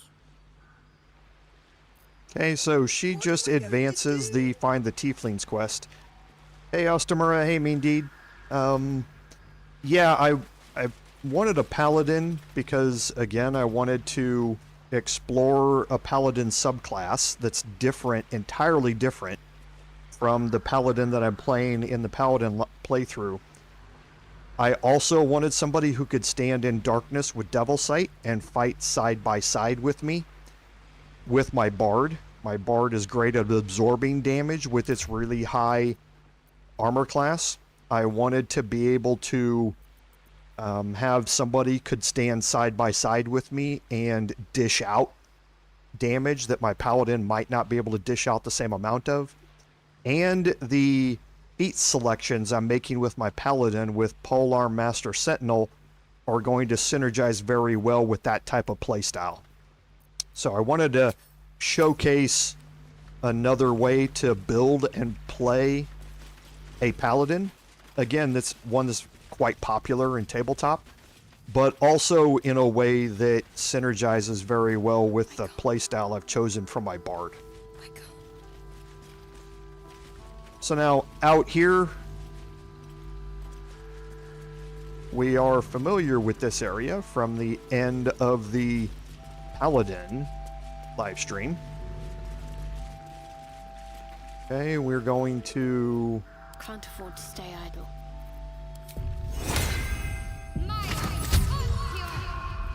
Make sure that we have guidance up. We have a backpack here.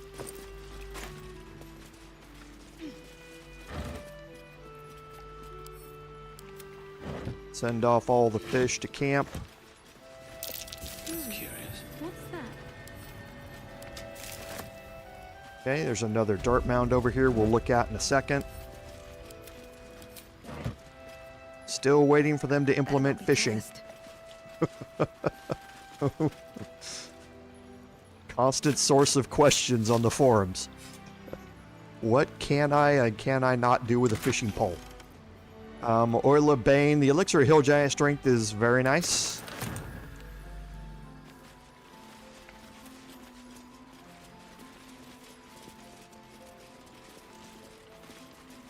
And if you haven't noticed the Pixie's Blessing with the pixie dust being left behind you as you move, it's kind of cool. My faith protects me. Let's move.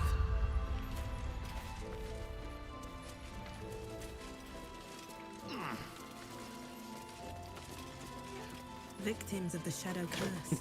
Yeah, I know, that's exactly right, Eric. So here, this way, you see a back entrance into the Last Light. Takes you over by Damon's Foundry. And they've put some blast mines here on the bridge. I'm going to leave those. Just from a role-playing perspective. The enemies don't approach that way.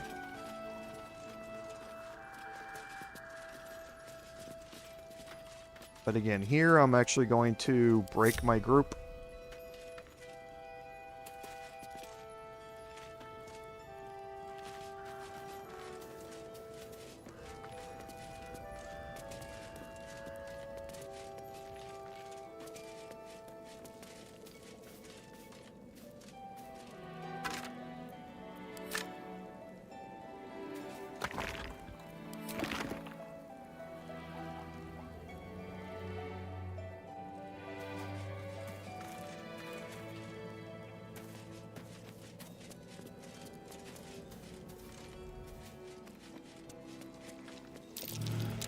Okay, there it was. I was going to say, wait a minute.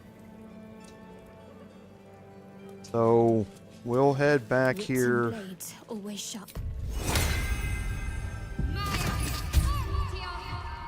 No time to waste.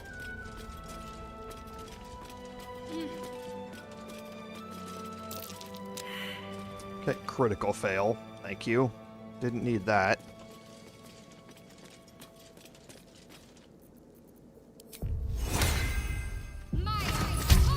Made up already. Ever onward. Okay. So, Will saw it. Have a lot on my mind. And, well, in it. I don't think I can do this. This might be interesting. I may need to use a potion here. Because everybody's using strength as a dump stat. What's next? What do we have here? Yes. Too heavy. That's not necessarily an issue. We have a bunch of these. Actually, I don't have to use that. I have another way to do it. I guess I'll do it.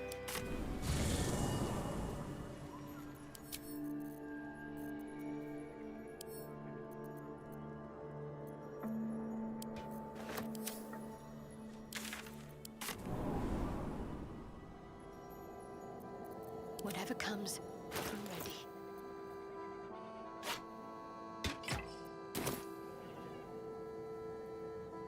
Flaming fist. Someone took their anger out on her, clearly. Hey.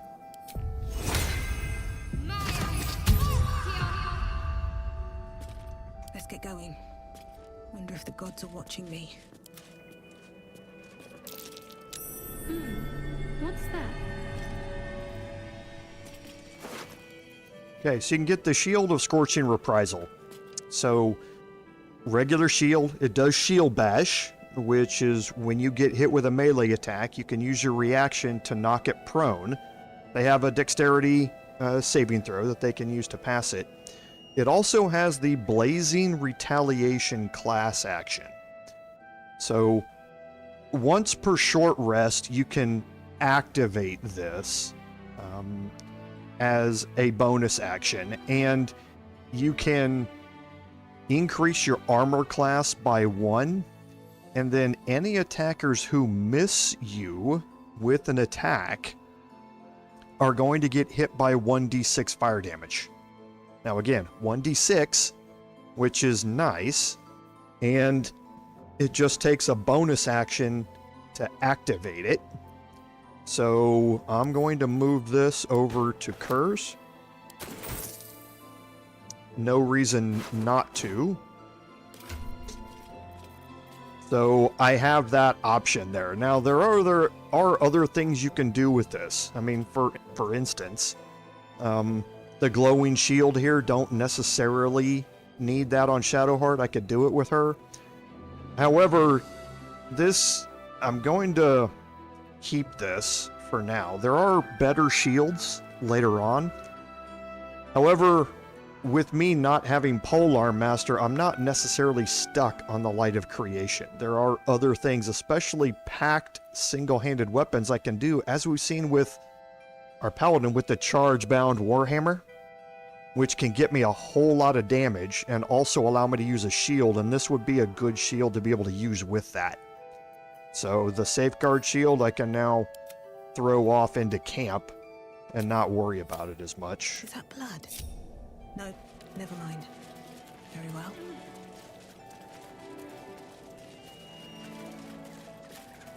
Okay, there are some graves out here, and actually we want to... Never a dull moment.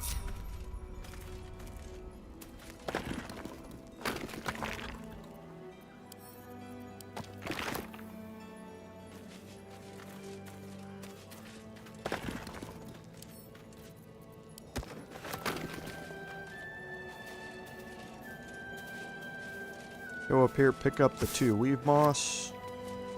Got a third one down here.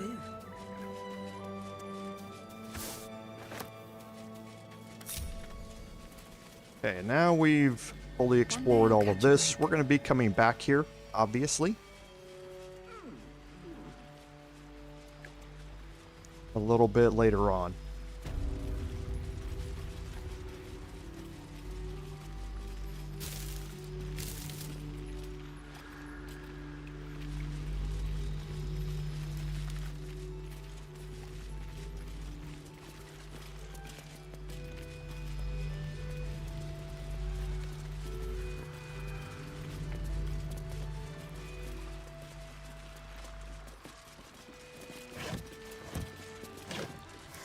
Okay, and now we're around the back of the last light inn. Now I do want to... There is work to do. And it's been a while since I've played... Oh, stop running around. Please, just stop. Just stop moving. Just stop moving. I hate this formation keeping thing. I don't know why they did away with that mechanic. From Baldur's Gate 1, where you could set a formation or not, or turn formations off. Okay, so stop. Okay. Oh boy. It just bugs me. The whole keeping formation thing, no matter what, it just bugs me.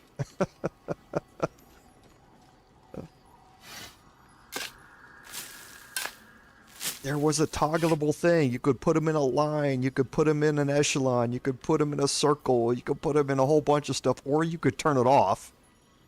And it just, why did you do away with it?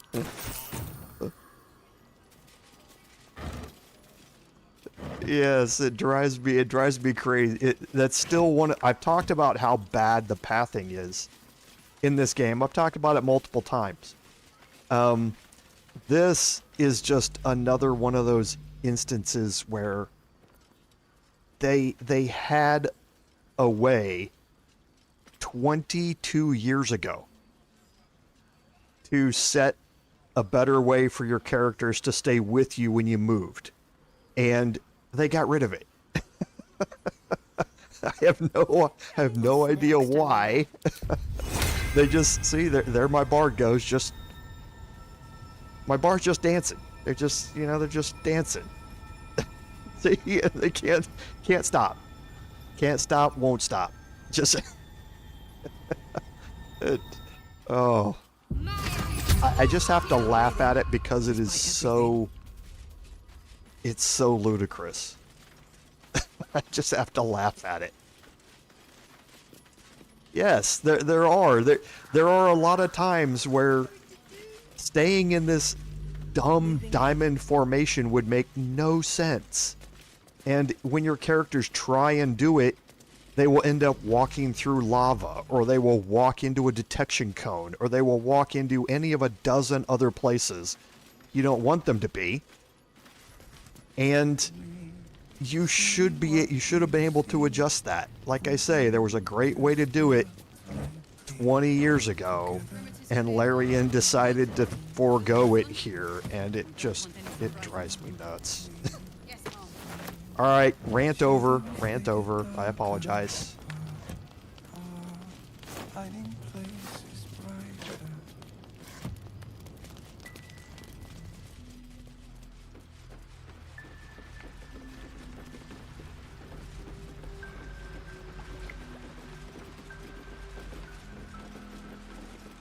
Okay, so down here we have a dock. You're going to see some more stuff play out here later on.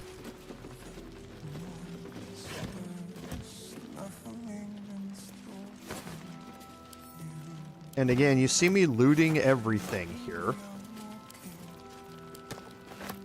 You saw why when we went into Moonrise Towers. We're going to have, there are four different vendors inside of Moonrise Towers. And one of them, you're going to be able to adjust their attitude just by passing a persuasion check with them, or intimidation or performance check with them. The other one, you're going to have to give items to, or give gold to. And we're going to explore kind of a different way to deal with that attitude increase when we get to Moonrise Towers this time. But I'm going to be looting everything that I can to be able to use for an attitude adjustment when we get to Moonrise. Just another crate. Whoops.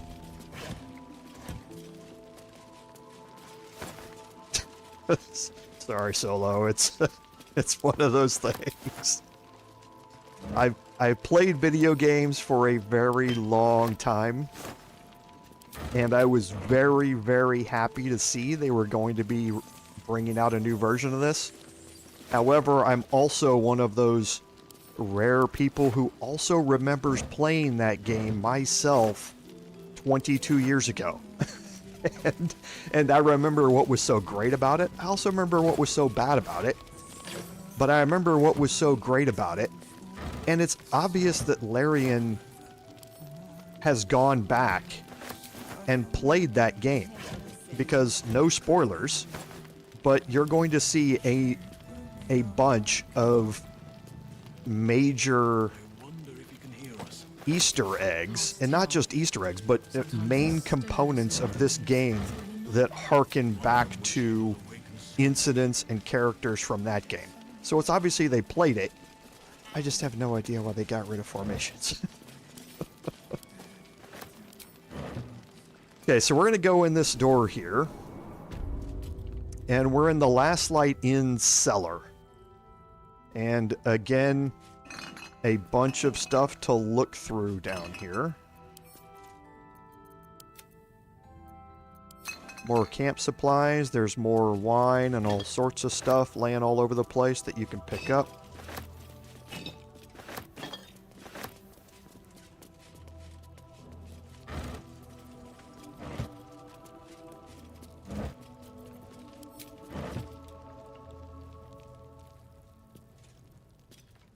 making sure I know where I am before I continue exploring down here through the cellar.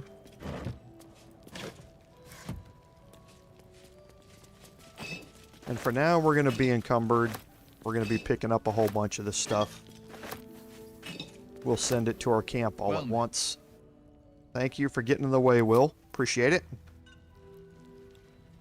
Trying to keep that formation.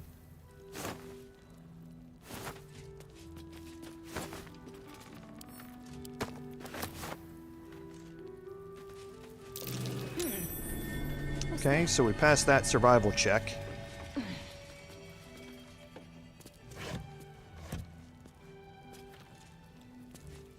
Here we go.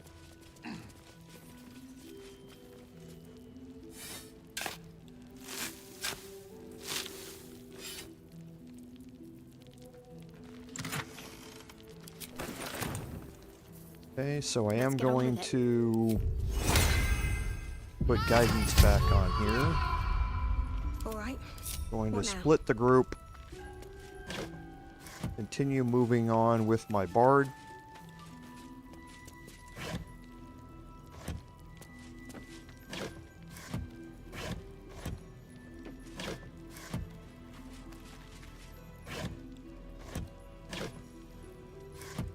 Okay. Anything I of use? think that's it for this side.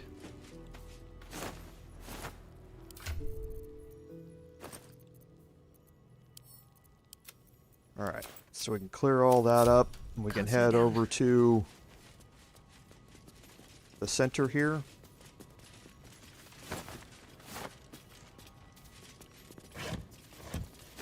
And again, searching all of this stuff isn't as important on this difficulty. I've told you guys before that I play my live streams on balanced difficulty. No need to make things extraordinarily hard. So, but later on, if you're playing this in tactician mode or you're playing this in honor mode, searching all of these things can be very, very important because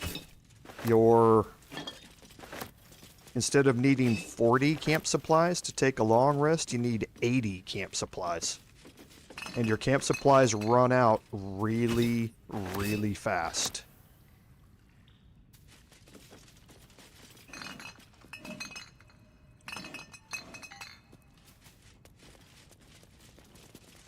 Okay, so over here, potion of speed, always useful.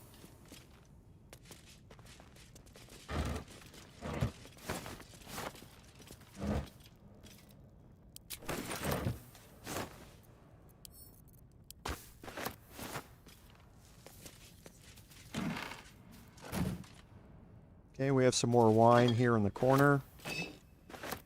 Might be useful. We do have a key here. Another book that you can pick up.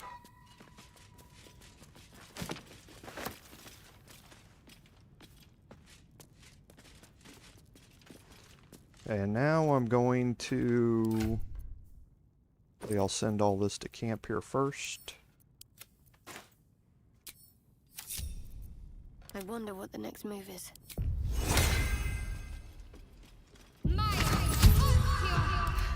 I've got a long road ahead.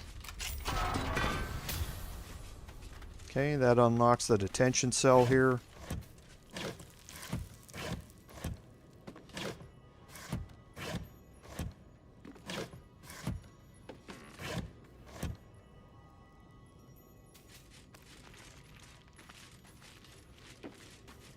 Light on my feet.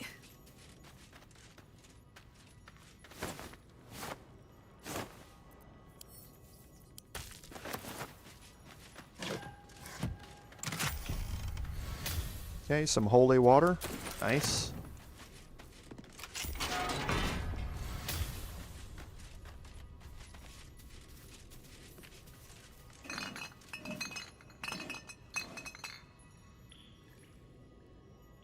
And we do have some more wine scattered around the ground here.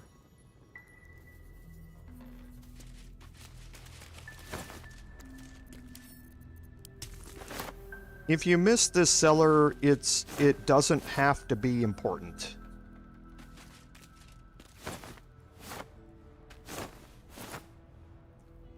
You'll see why it can be, though.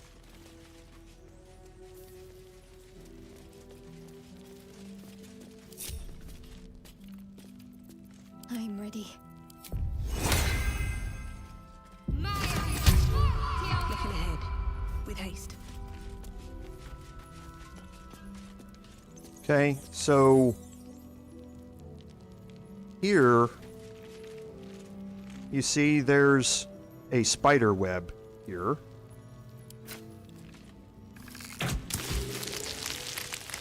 And there's double oak doors here. Now again, these have medium toughness, so you need at least 22 damage. The pride of the gate, keeping pace. To damage them.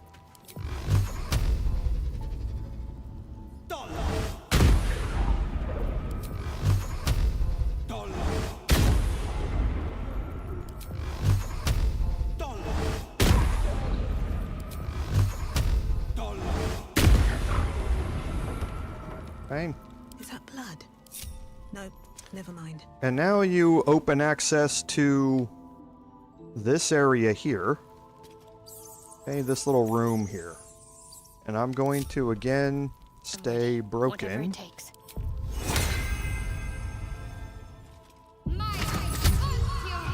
Shouldn't have wished to live in more interesting times. And you can climb through here.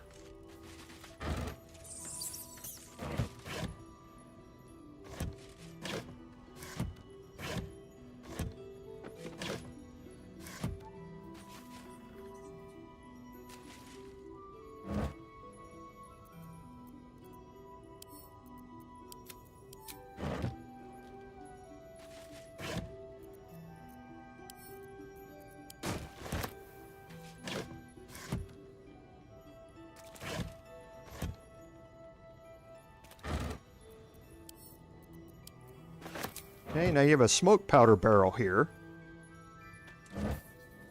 that you can, again, pick up if you would like for your barrelmancy. At the ready. Okay, however, you can see that there's a cracked wall here.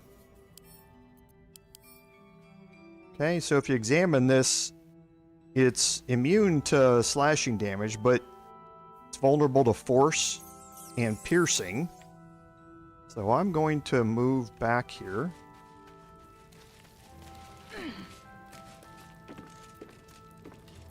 The pride of the gate. Ever onward.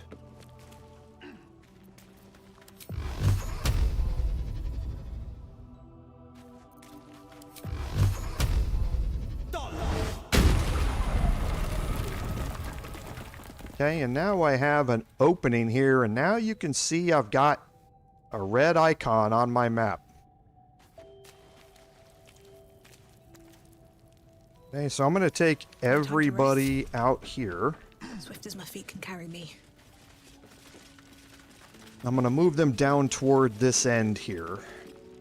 And I think I would like to actually clear out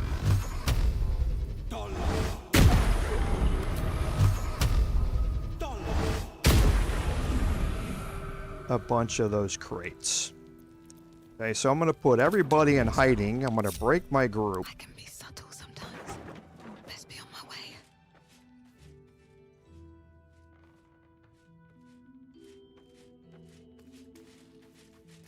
I'm going to come out here and slowly take a look at this area.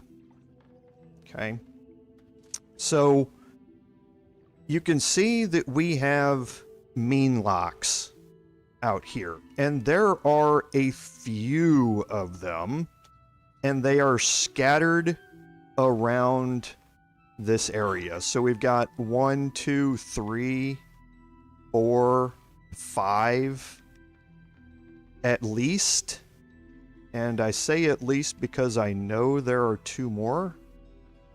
There's 6. 7 is up here on top of this area above me. Okay, so there are a lot of them down here. Now, they have 50 hit points, which is, you know, not anything to sneer at. The problem with them is that they have fear aura.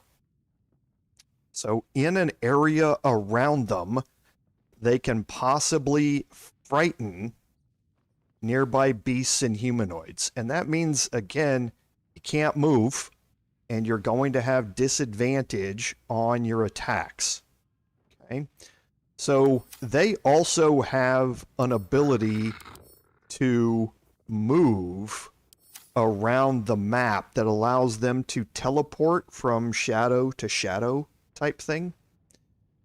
I have seen a bunch of people end their honor mode playthroughs at this fight just because of the fear that gets their party into disadvantageous situations.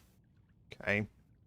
So this fight is not to be underestimated, and as part of that, I'm going to prep for it. And I'm going to prep any mistakes. A little bit with Shadow Heart here. She's still got the Club of Hill Giant strength on. So I'm going to move up next to the smoke powder barrel. And I'm going to have her chunk it out here.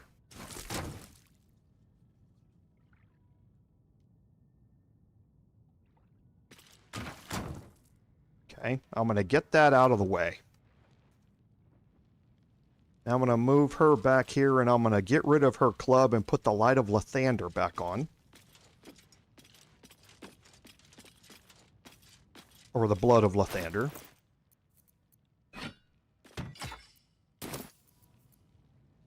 What now? Okay, and I'm going to start this off with my Bard. The Will has really good dexterity as well, so I can start these off with either one. I'd prefer, if anybody gets stuck though, I'd prefer it be my Bard. So I'm going to move out here and see what we can see. And at the end of the day, I want to retreat back to here. I want this to be a safe area that I can fight in and make them come to me where I don't have to move. Where I can be stuck in place and I can be feared and not able to move, have disadvantage on my attacks. But because I'm fighting them in darkness, I can offset that disadvantage by having advantage against a blinded target. So that's kind of the goal here. So I want to move out here and start off an attack against any of them. It doesn't matter to me which one. Okay, so I need a little bit more.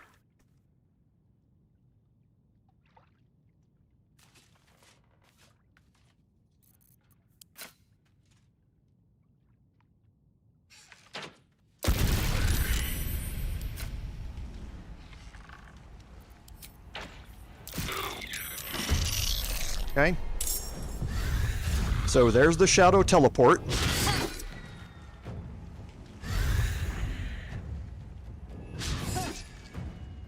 And again, I rolled the very end of the world on initiative, and this is another reason why I wanted my Bard with the 22 armor class to be the one to absorb these attacks and then be able to move away. Hopefully. If she can't move away, not worried about it.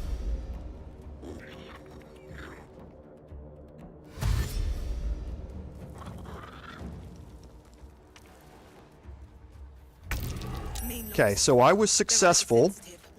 So actually I was successful against one, but not against another. Oh no, I succeeded the Arcana check, but I failed the saving throw against Frightened. So I cannot move. Okay, I am stuck in this place here.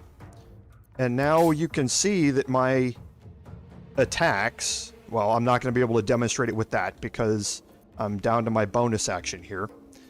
But now I can't necessarily retreat all the way back here, but I don't necessarily have to either. However, I can kind of set this up a little bit better in that I can Misty Step out of here. Okay, so the question is, how far can I get? Because I can't see. Oh no, it's not going to let me because I'm frightened. Okay, so I'm not, again, not too worried about that. So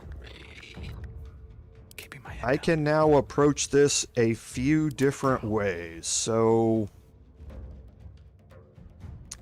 let's see how I want to do it. I think I want to... Best think ahead or I'm lost. Best be on my way.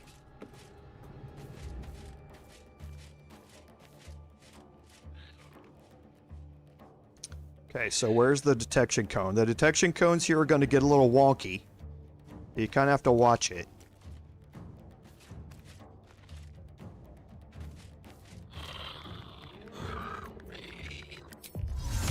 Okay, but see, I can cast darkness all the way down to here without probably triggering a detection cone.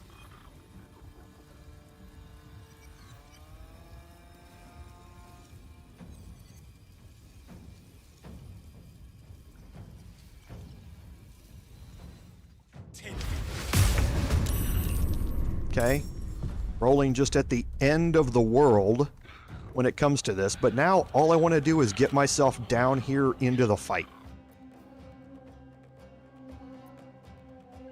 Okay, and I did not trigger circuitry interface, which I want to.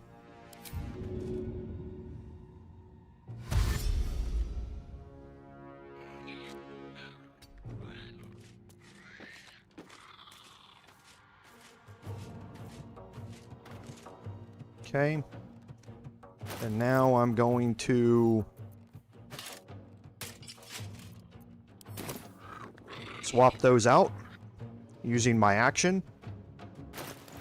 And now, again, a boatload of damage here with this. I still have the Form of Artifice for 10 turns. So, and it's got me as hiding for some reason.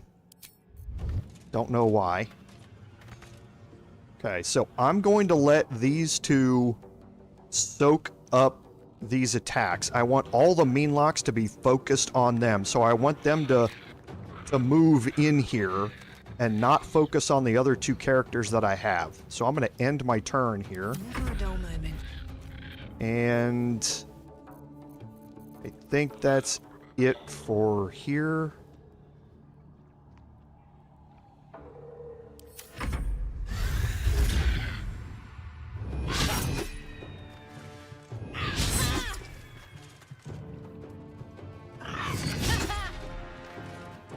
So see, they all move in here, they get blinded.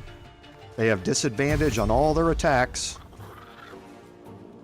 Where are you going? I'm actually going to try and move back a little bit, I think, to allow more of them to get into range of me. Because what's happening now, I think, is that there's so many of them that are so close, more of them can't move in here to attack me. So they're blinded, so they do not get attacks of opportunity here. Okay, that's important to remember. Breathe deep and move. But I have advantage on all these attacks. So now the first thing I'm going to do is pop up Shriek. This is going to give all the attacks against everybody within range 1d4 extra damage. Okay. And that's going to end my turn here. And now for me, again, I'm going to back up a little bit, but I'm going to start getting attacks in while I'm here. Okay. So let's just start wailing away.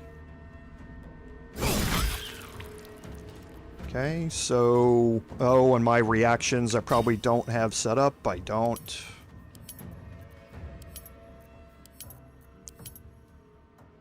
Okay, forgot about that. It's not a big deal.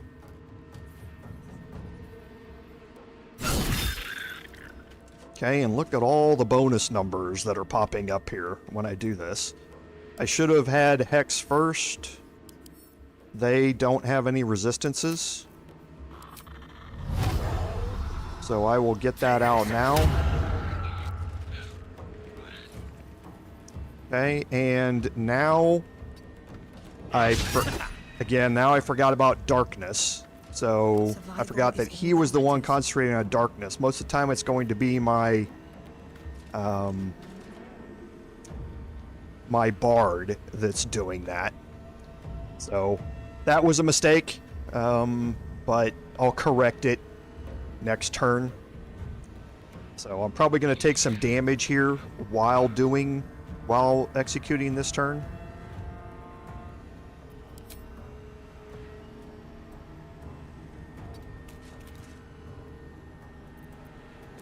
But we'll see.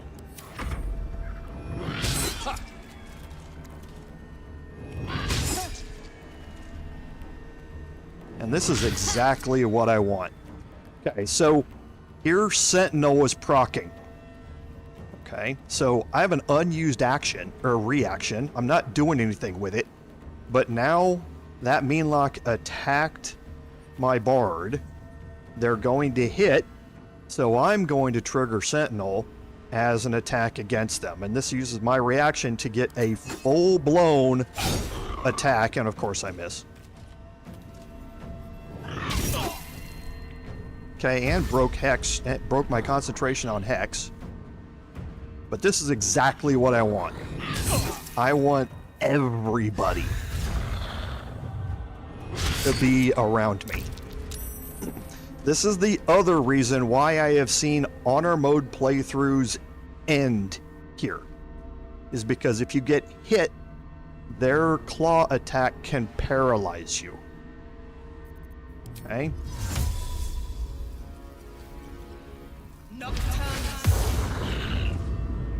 And that paralyze, it only lasts for one turn, but that one turn can be enough to just kill everybody. Because paralyze is going to give advantage and crits on those attacks. And that's why me dropping darkness was such a bad thing. But now everybody's grouped up nice and easy here. So I can start to look at bringing my other characters into this. Now, as soon as you do this, the Meenlocks are going to want to move toward your spellcasters, but again, the detection cones with darkness up, they don't exist. All of them are inside darkness and all of them are blinded. So there are no detection cones. I can move wherever I want around here and don't have to worry about being seen. And this gives me the ability to be able to move my casters into the darkness as well. They're blinded, so that means that attack rolls from things like Guiding Bolt are not going to work very well because they're going to have disadvantage on those attack rolls, but everything else, it doesn't matter. Okay? So these things, once you're in it, and I'll show you here. Like here, we're going to be inside of the darkness. Okay?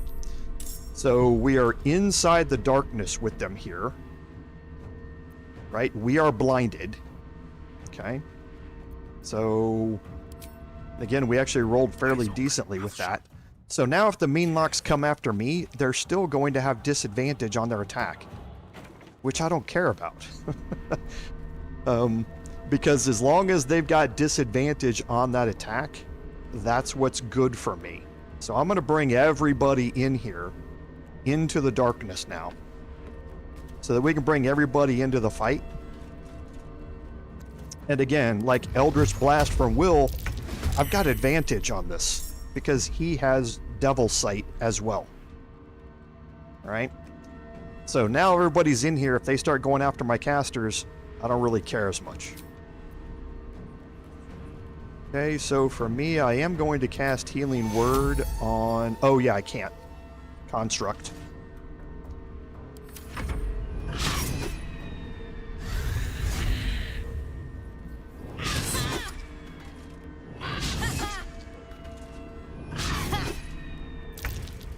Okay, and this is the whole concept behind this build, is sitting there inside of darkness and just wailing away at enemies that can't see you. I don't want to push them out of the darkness. So if I'm going to use Eldritch Blast here, I don't want them... Why is it acting like Repelling Blast is on? It's not.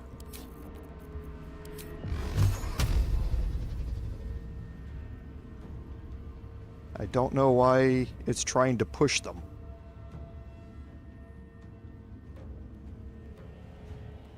Why is it trying to push them, chat?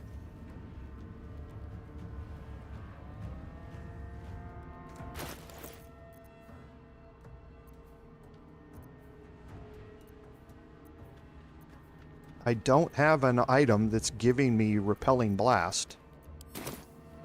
Is Repelling Blast broken? Because now it's on, and it should be pushing them. But now it's off. It should not be pushing them. That's weird.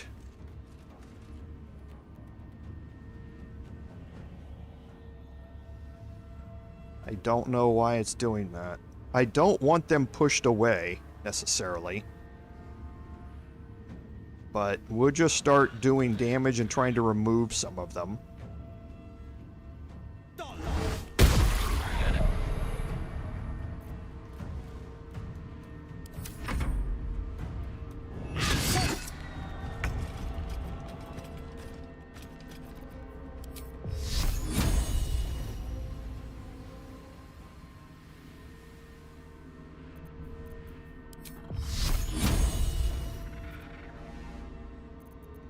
Okay, so some of this is acting a little strange.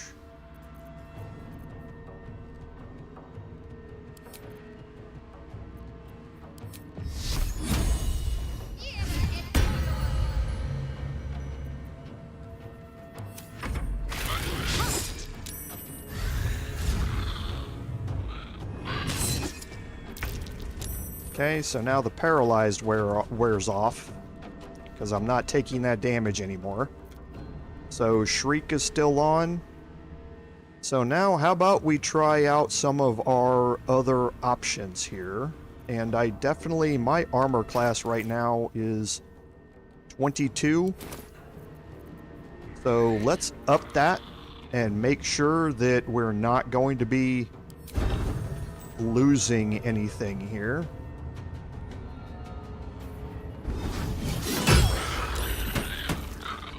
Okay. So now my armor class is 26.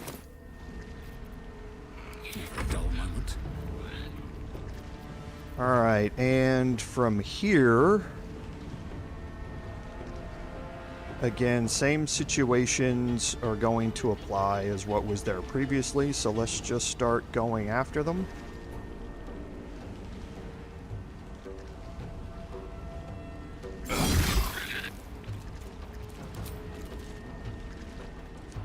And it is not asking me.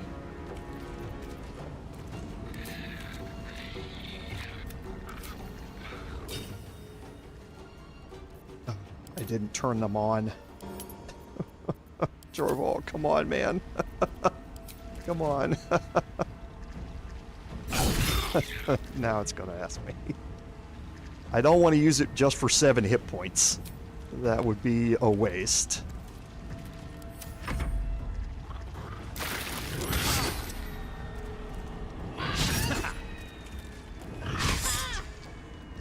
Okay, so Sentinel can proc again.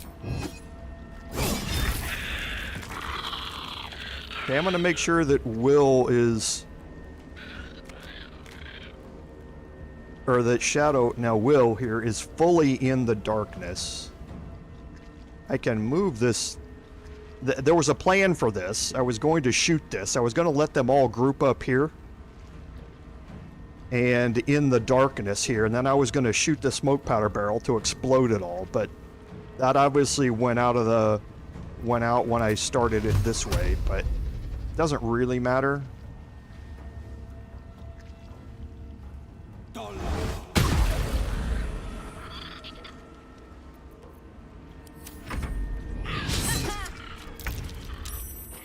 Okay, so I'm going to move Shadowheart right in here with everybody.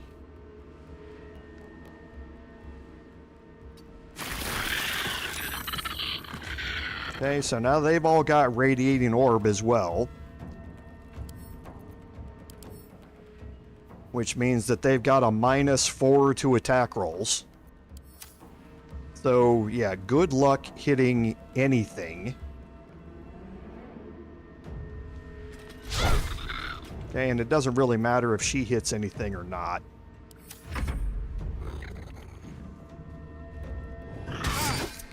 Okay, so that was why I wanted to make sure Will was moved completely into the darkness here, so that I could try and get him better protected. So I'm going to have to kind of watch this now. I'm going to stick with my Bard being where they are.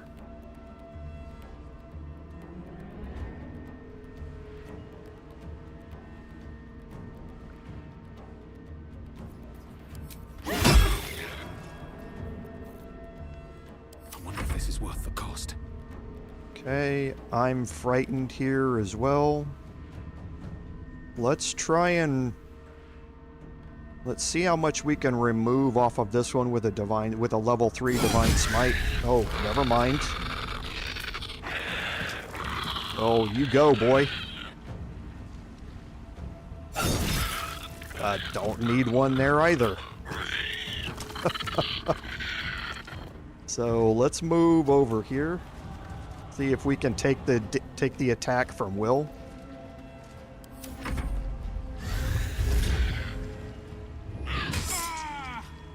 Okay, but he is close enough for Sentinel to proc. Oh, okay, thank you.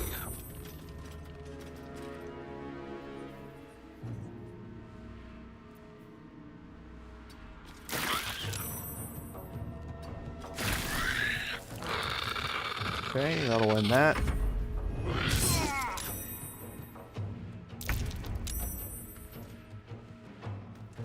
You picked the wrong fight, friend.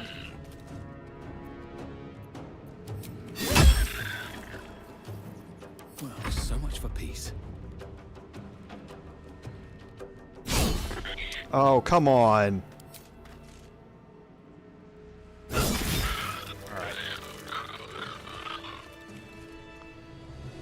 So, that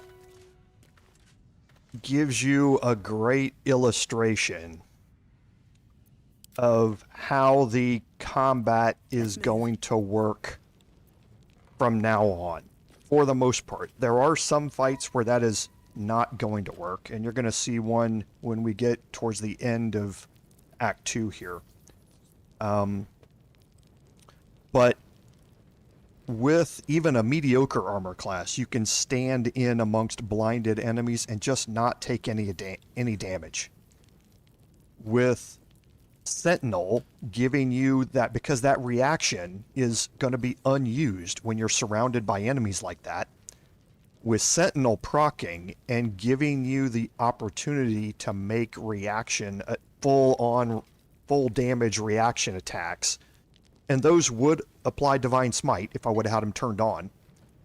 You can gain 3 attacks per turn, basically, at level 7 with Sentinel. It becomes an incredibly... It makes a lot of fights incredibly trivial.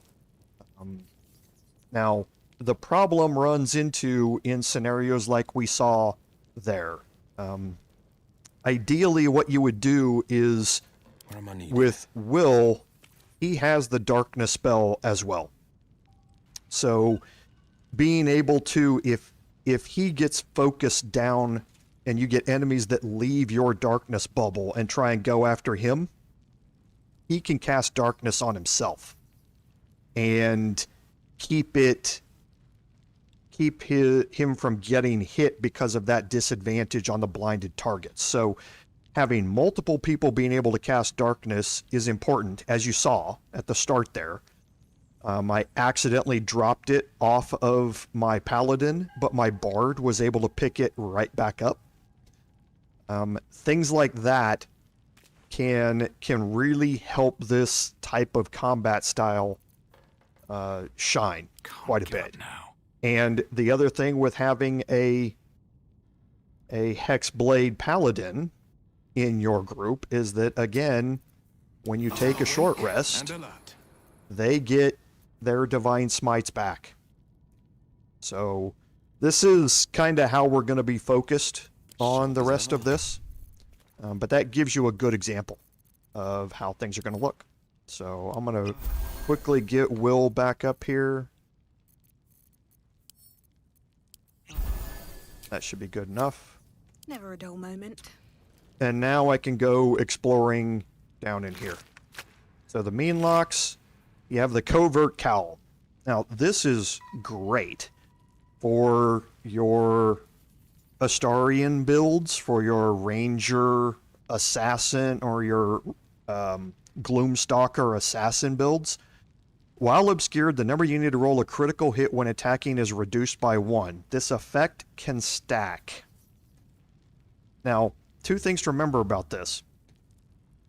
With, say, a Gloomstalker Assassin, if you're attacking while you're obscured at the start of your combat, this is going to help you roll a critical on a 19 or 20. If you stay to the shadows, it can also be effective throughout the entire time you're in that type of environment when you're fighting. The other thing to realize is that when you are inside the darkness spell, you are obscured. This effect can stack. There are multiple items which can give you this reduction in critical hit numbers. So right now I need a 20 to roll a crit. If I put this on, it's a 19 or 20. That means 10% of the time I'm going to be critting. Every time I lower that number, I add an additional 5%. So if you're willing to look at how your build is set up here for your Paladin, right now attackers can't land critical hits on me, but I'm getting the same thing from my armor. Here I'm getting resistance to fire damage, which is great. But I can't have fire damage cast on me from outside of the darkness. Meaning you can't cast Fireball on me directly, and the AI is not smart enough to cast it just outside of the darkness so that the AoE hits me. You can't cast Scorching Ray on me. You can't cast Firebolt on me. You can't cast ranged fire damage on me using spells outside of darkness. So fire damage is not necessarily that important while you're fighting inside of it. Hunter's Mark is great for that additional bonus damage if, again, you don't get unlucky and get hit and drop your concentration. My constitution is really high, so I wasn't expecting to drop concentration. That enemy just rolled really well. However, you can sacrifice the Grimskull Helm, put on the Covert Cowl, and now I crit twice as often. I crit 10% of the time, and with a half-orc, I'm going to roll my crit dice 3 times and not 2 because of savage criticals. You can start adding in other things like amulets and rings that do the same thing, and now fighting inside darkness, I just crit all of the time. And with a Vengeance Paladin, remember, when you crit, all the enemies around you have to make a charisma saving throw or become frightened. So then they can't move. So you can start really taking advantage of the ways to reduce your critical hit chance by applying these items to certain characters. Now, things like the Cap of Curing might end up going away fairly quickly because I'm not really focused on her to do the healing, and I'm not using my bardic inspirations to help the other characters, right? So I'm using them for my flourishes. So the Cap of Curing can be replaced by the Covert Cowl on me, and now I'm gaining that additional chance to crit. However, it's much more effective if it's on my half-orc here, just because of the additional crit dice that Kurz is going to roll. So keep your eye out for those. You're going to find them a lot more in Act 2 here as we continue on. Let's have a look.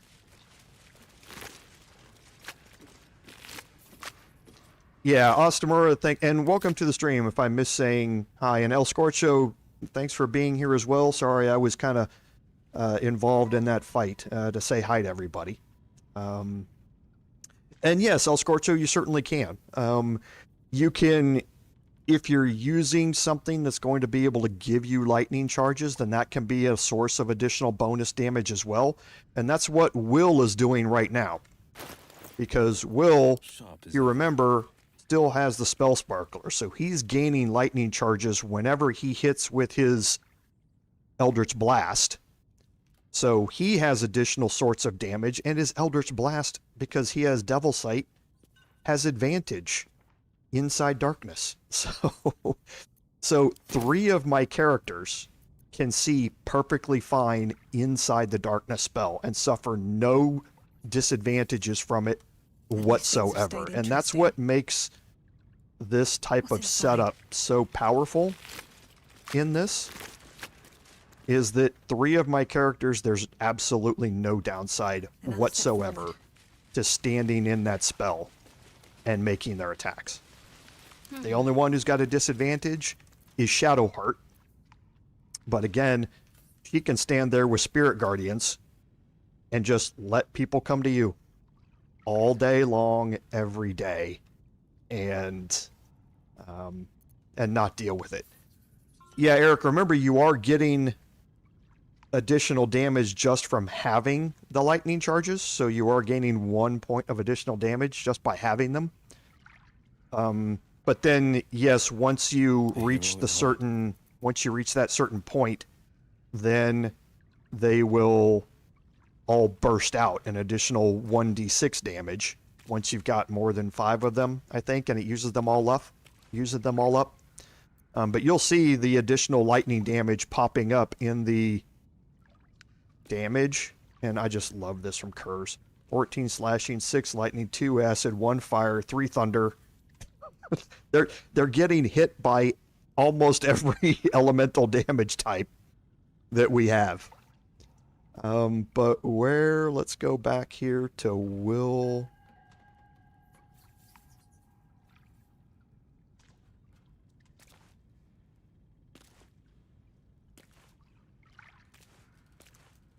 Sorry, just looking at a Will attack here. This is when he was hit. Kurz, Will got hit.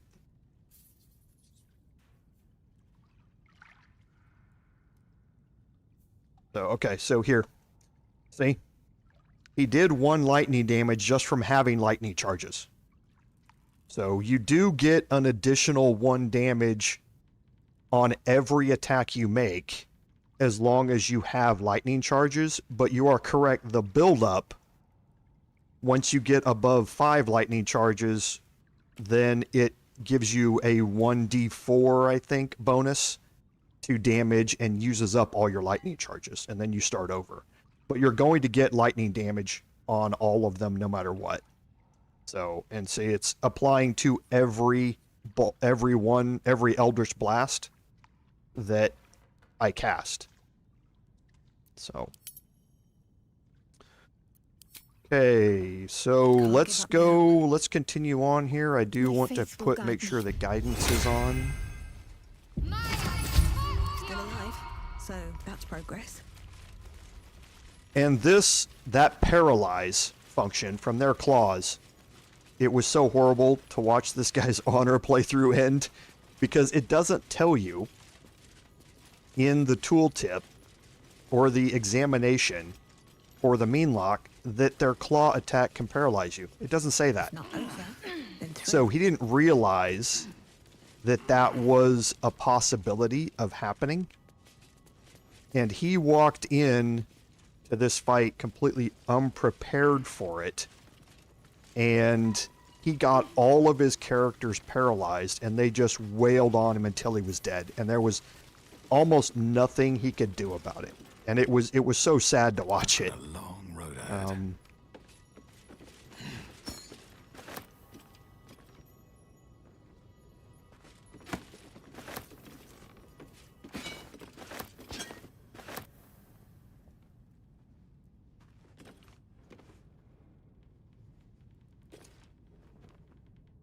Okay, so why aren't you picking that up? Okay, thank you. Lunar idol, really? Are you in need of a paperweight? So now I'll start working with somebody else. Yes, I'll start Sharp picking as things ever. up with Will. Okay, so we have a last light side Coming entrance key down here. Okay, and now you have Halfred's note here. No one back home will ever believe This whole area here is part of a side quest that you get triggered when you do some more exploration. We've kind of come here before that. Shrine, hidden away. Perhaps they had no choice but to hide. Okay, so this is the Investigate the Selûnite Resistance quest, and you can, like I say, either pick it up here. Let's go through these first. So we prevented Marcus from coming in. We have completed the Shadow Curse. We have all the protection we need. Wolbrin's at Moonrise. Tieflings are at Moonrise. Lift the Shadow Curse. We're going to have to deal more with that with Halsin. We've seen a little bit more of that. Wake up Artculla. Artculla's still alive now, so now we can go through the whole quest of waking him up to then lift the Shadow Curse. Mole is at Moonrise, kind of. We'll get more into that later on, but this is the Investigate the Selûnite Resistance quest. So you can either start this quest here, or on the west side of the River Keonthar in the Masons Guild. And we're going to go through more of this, but this is going to give us a quest marker for the Masons Guild to head over there. And it seems like a few things aren't working here. Oh, it's not going to work here because we don't have the full map available to us. Okay, but Halfred's note is, again, talking more about the fact that this is a Selûnite resistance, and they're calling Thorm a treacherous dog. Now remember, Ketheric was a Selûnite, and then he changed to be a disciple of Shar after family issues, some of which Raphael alluded to when we first had the conversation with him. Where am I needed? And you're going to learn a lot more of all the backstory here behind this as we go.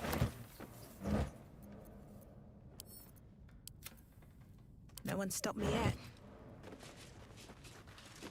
Okay, now here again you can see all the different pathways. So if you're trying to fight this another way, there are multiple pathways and elevated areas that you can take and reach here.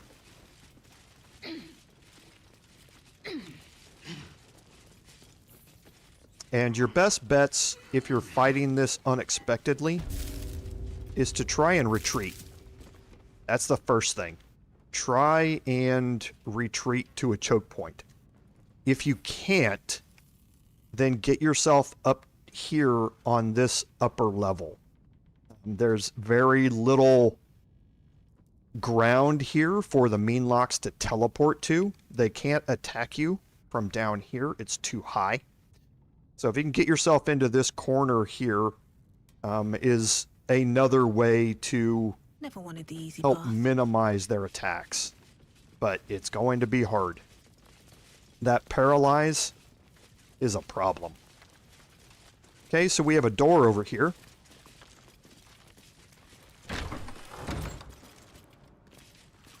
This door takes you into this room. No time to dally. And again, just please go running around some more. All's well that ends. Not as bad as it could have.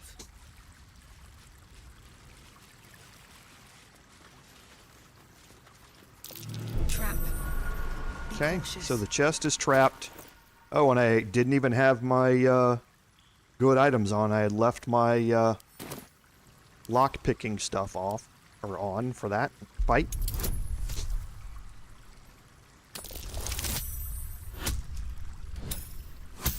Shadowheart misses all the time, regardless.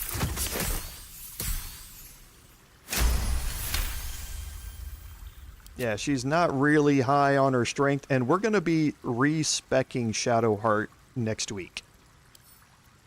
So get ready for that. She's going to turn into a damage-dealing monster next week.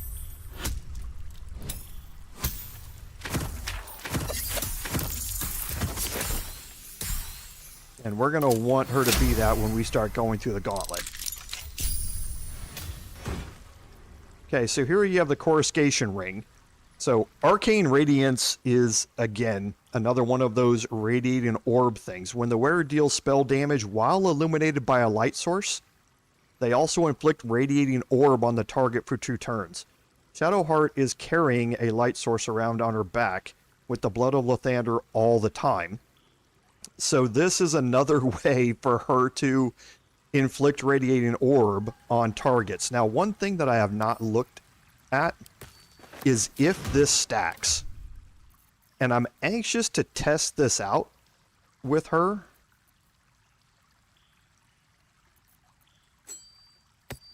Because right now she has the luminous armor. So whenever she deals radiant damage, she causes a radiant shockwave. And the radiant shockwave inflicts radiating orb on everything within a 3-meter radius. Now, radiating orb, that application right there, I believe is 4 turns. So everything gets a -4 to hit when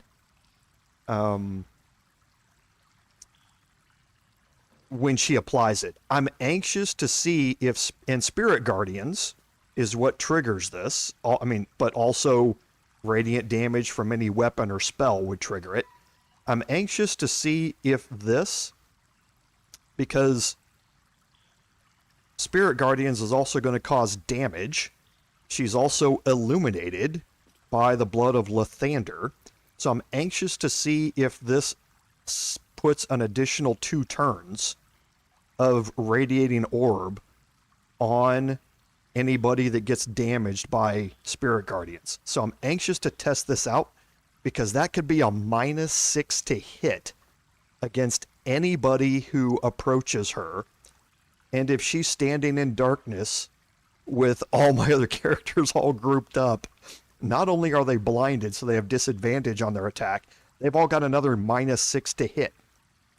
So I'm really anxious to see. I mean, you could literally stand in amongst some of the best, and most powerful enemies in the game and never get hit with a 32 armor class and -6 to hit. You would just never get hit by anything ever. So I'm anxious to test it out and see if it works. If it doesn't, not a big deal, but I have a feeling it doesn't stack, but we'll test it and see.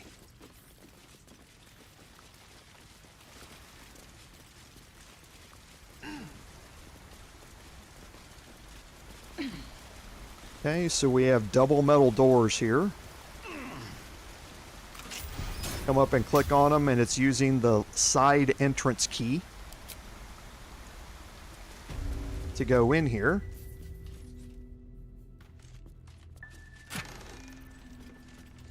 Okay, so all of this can go to Will.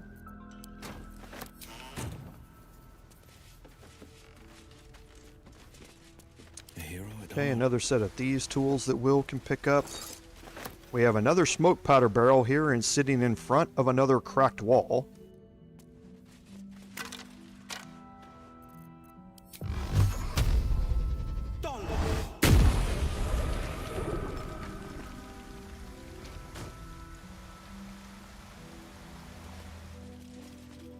And now you can see where we are.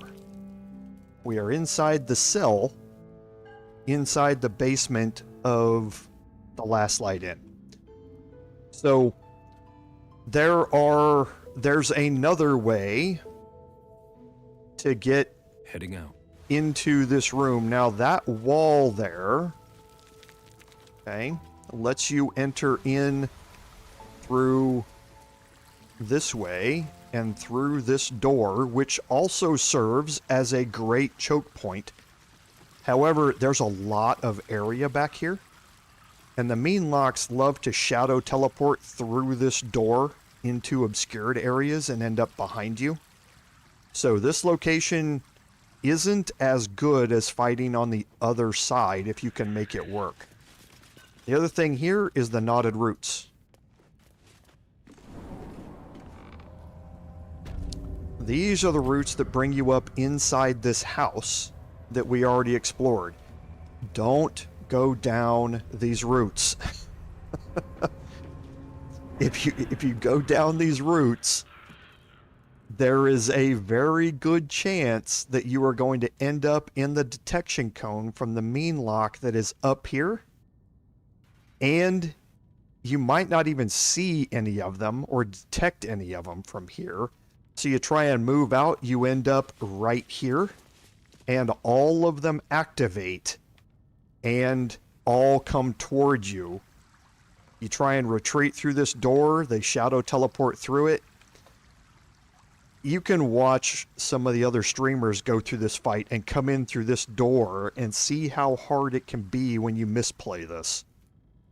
I think it's much better to enter through this wall where you have a really small room behind it. So even if they do shadow teleport through here, one darkness covers that entire room. So you can have a darkness from Will back there, another darkness out here from my Bard or my Paladin out here, and cover this entire thing with darkness. Doesn't matter where they shadow teleport, they can't get behind you. Okay, but like I say, be careful with this fight. Paralyze is very, very dangerous. We don't have any weapons that I'm aware of that can paralyze a target. However, you have weapons that can stun a target, which is somewhat similar. You lose the critical hit damage, I believe. That's actually a good question. I can find out. No, didn't mean to do that. I hit the wrong key. Okay, I don't like that. That's the first time I've ever hit that.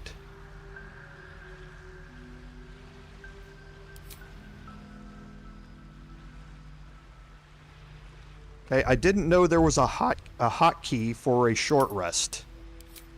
I think that's what just happened. I've never hit it in my life.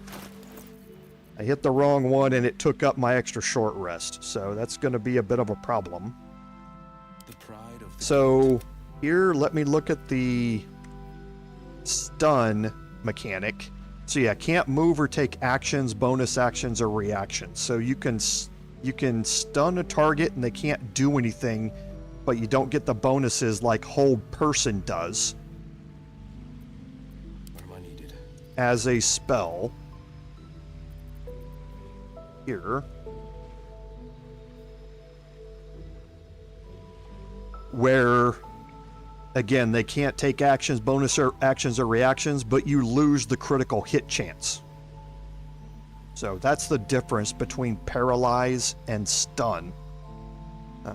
I don't know of any weapons in the game that paralyze you, or I mean that can paralyze an enemy, but hold person and hold monster are the ways that you paralyze the enemy, and they're incredibly powerful. But yeah, stun is going to become very, very useful for one particular encounter that we're going to find here on the other side of the river. So we have explored quite a bit here. We're going to actually go up this way and go around the other side of the Last Light Inn.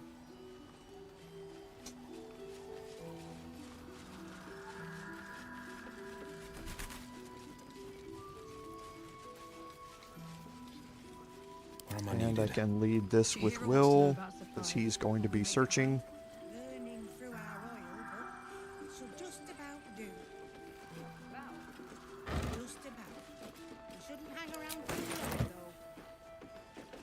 Okay, so we have this area down here, which is in front of the dock. And we explored some of this, I believe, a little bit ago. And this is the door that leads you into the cellar that we went to.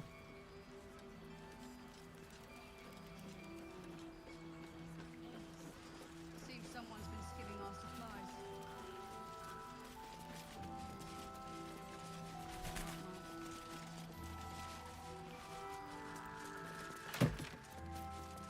Pale orange dye? Meh. I don't think it looks that good. Blood? No, never mind.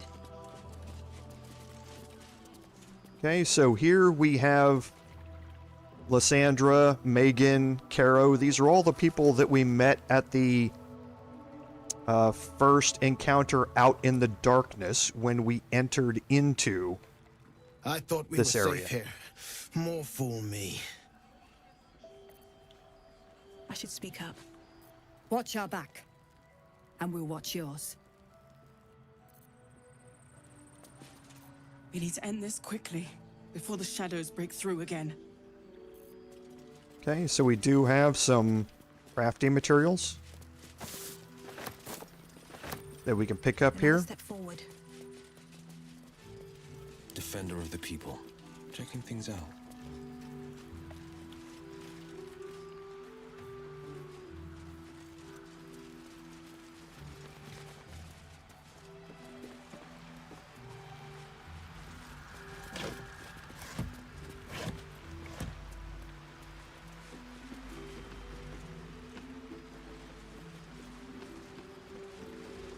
And now we are back at the other side of the dock.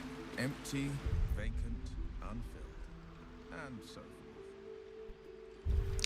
Okay, so we've fully explored the environs around the Last Light Inn. We are going to just teleport back up here to the start, and we're going to head back across the bridge. Let's move. Light on my feet.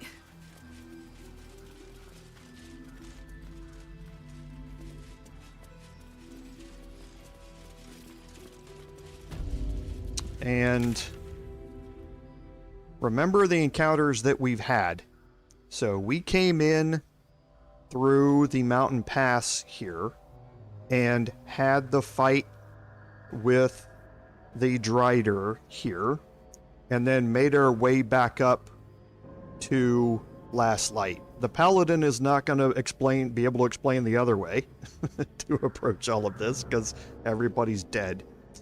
But if you come at the first time you leave the Last Light, you'll find the group of Harpers here on the bridge, and they will lead down to do the ambush on the Drider.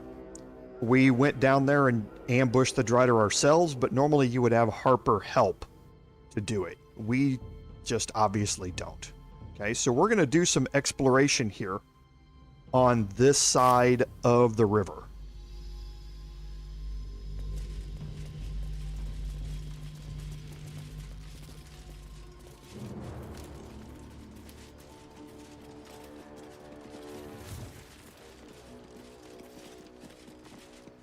Okay, and the first thing is this encounter here.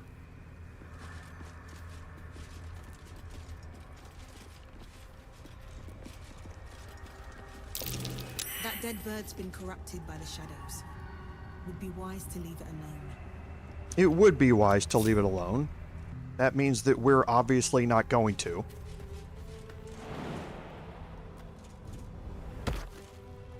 Maybe I need more pockets.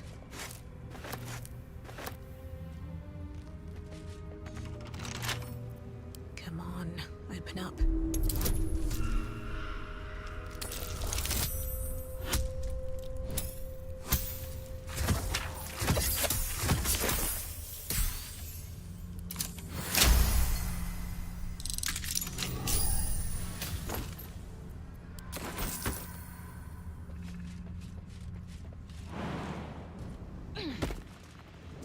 And then down underneath here, you have another traveler's chest. So don't forget that there are 2 of them here.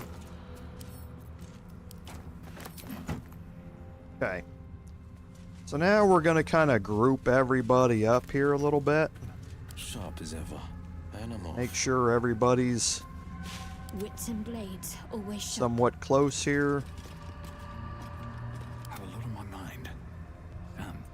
Well, in it. Still breathing, despite everything. And we are going to have Shadowheart cast Spirit Guardians.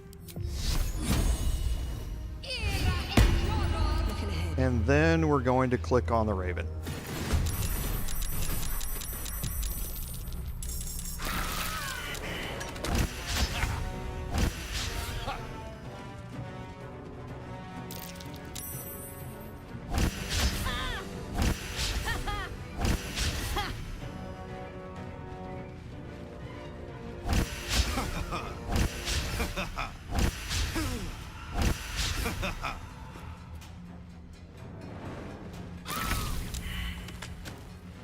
Okay, so we got Radiant Orb inflicted here. So that's the 2-turn version of it. So let's just quickly end this encounter by having Shadowheart move here.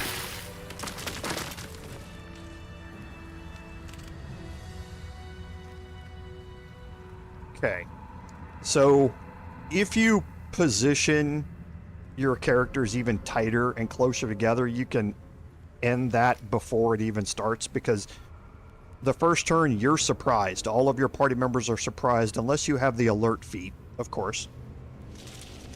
And they will all move towards you, and if they all move within range of Spirit Guardians, they all just die, because they only have 1 hit point.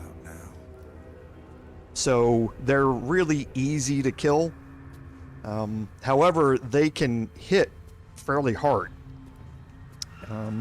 They do necrotic damage as well because they're shadow cursed.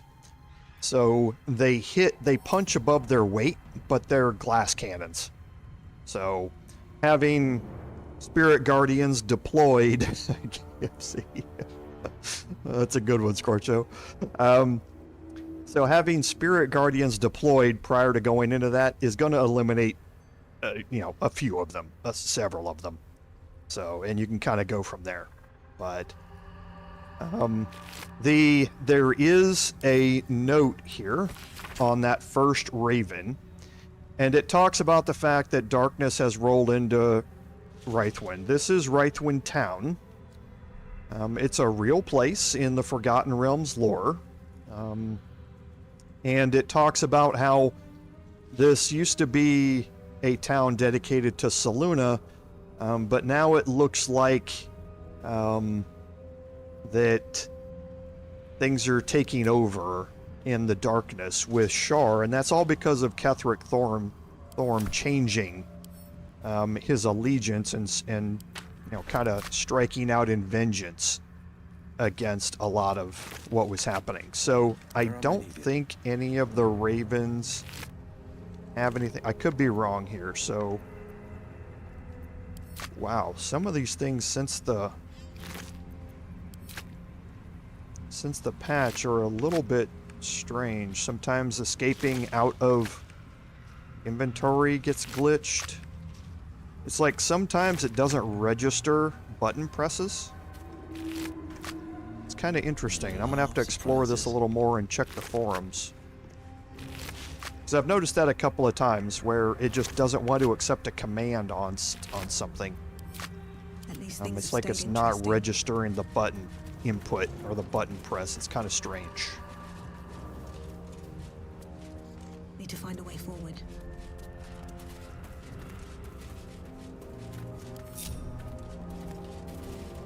And again, because we have Selûne's Blessing and the Pixie Blessing, we can explore anywhere we want out here without any light sources. That's why you want to prioritize either getting to the last light in and getting the encounter with Marcus out of the way so that you can get Selûne's Blessing, or getting down to Moonrise and picking up a moon lantern from down there, or having the ambush with the Harpers against the Drider and getting a moon lantern that way, so that you can counteract the effects of the Shadow Curse here, because moving around out here is a royal pain without these protections. Okay, so now you're getting an idea about some of the crafting materials out here. We've seen these now, the Vitriol of Shadow Root Sack, and you'll be able to see what those are used for. So we have a chest up here, which we're going to go look at here in a second. I'm actually going to have Will pick these up.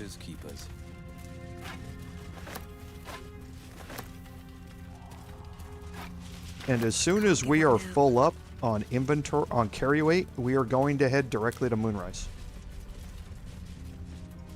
We can make it there fairly easily now.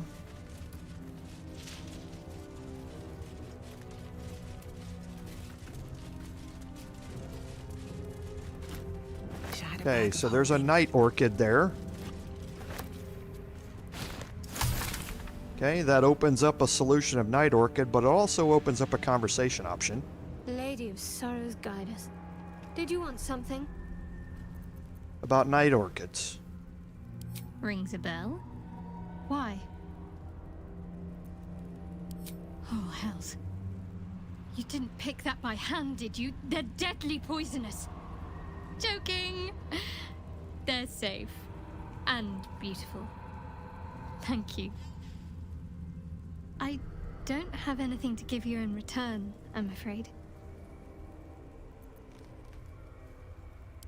We'll see.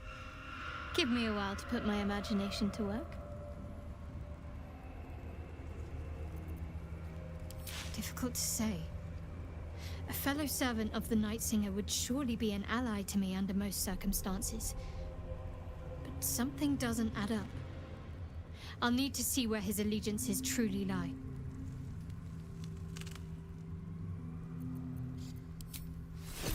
Okay. So that night orchid, you give it to her, but you get it right back. It just goes into Shadowheart's alchemy pouch instead, so you don't lose it, per se. It just changes location. Okay, so we're carrying some needless pack supplies there. Breathe deep and move. Okay, so again, you can see the last light in and the protection that Isabel has around it. This is the house with the knotted roots that we explored earlier.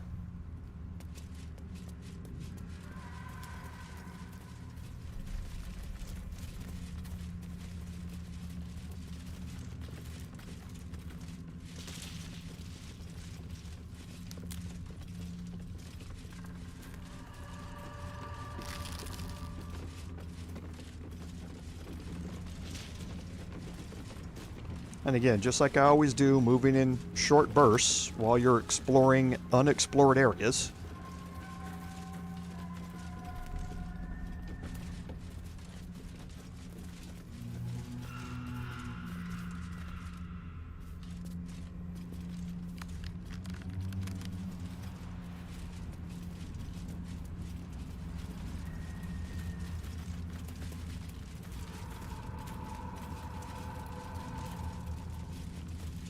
Okay, and again, this area here, you will not be able to approach. Oh, yes, you will. I forgot where I was. This is, when you're going the other way, this is where you get the warning about the Shadow Curse. Defender of the people. Could come in handy.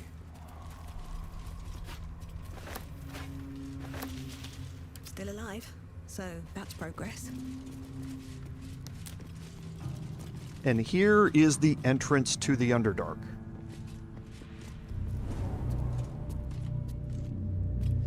Okay, now this is the way that we came out when we... Moving in. On the Paladin playthrough.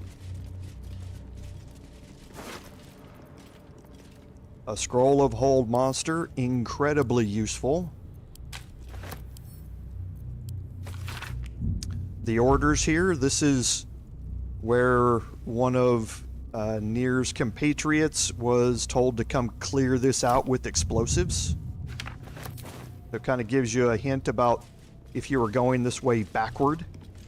Because remember, you can. You could go through the mountain pass never having gone through the Underdark at all.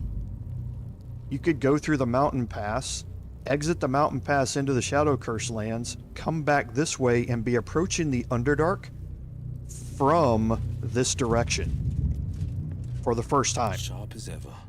So that's something also to think about, is that this isn't necessarily, or this isn't by any stretch of the imaginations, a linear type of progression.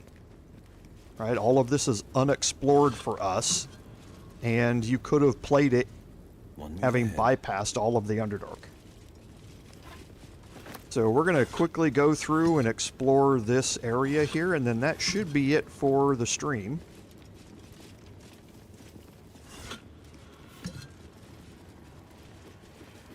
Okay, we have Chasm Creeper here that we'll definitely want to pick up. A hero at heart. Best foot forward. Now there is also... We want to explore this other side over here because there's a key over here.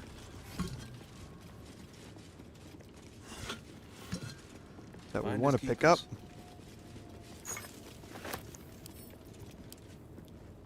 It's just a book about telling you more about Rythwin Town, that this is the town of Rythwin that you're in.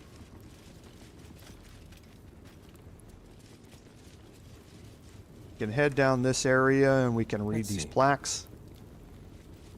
We offer our prayers to the Dark Lady, whose comfort and grace heals all. Okay, so it's a Sharan temple here that we're in.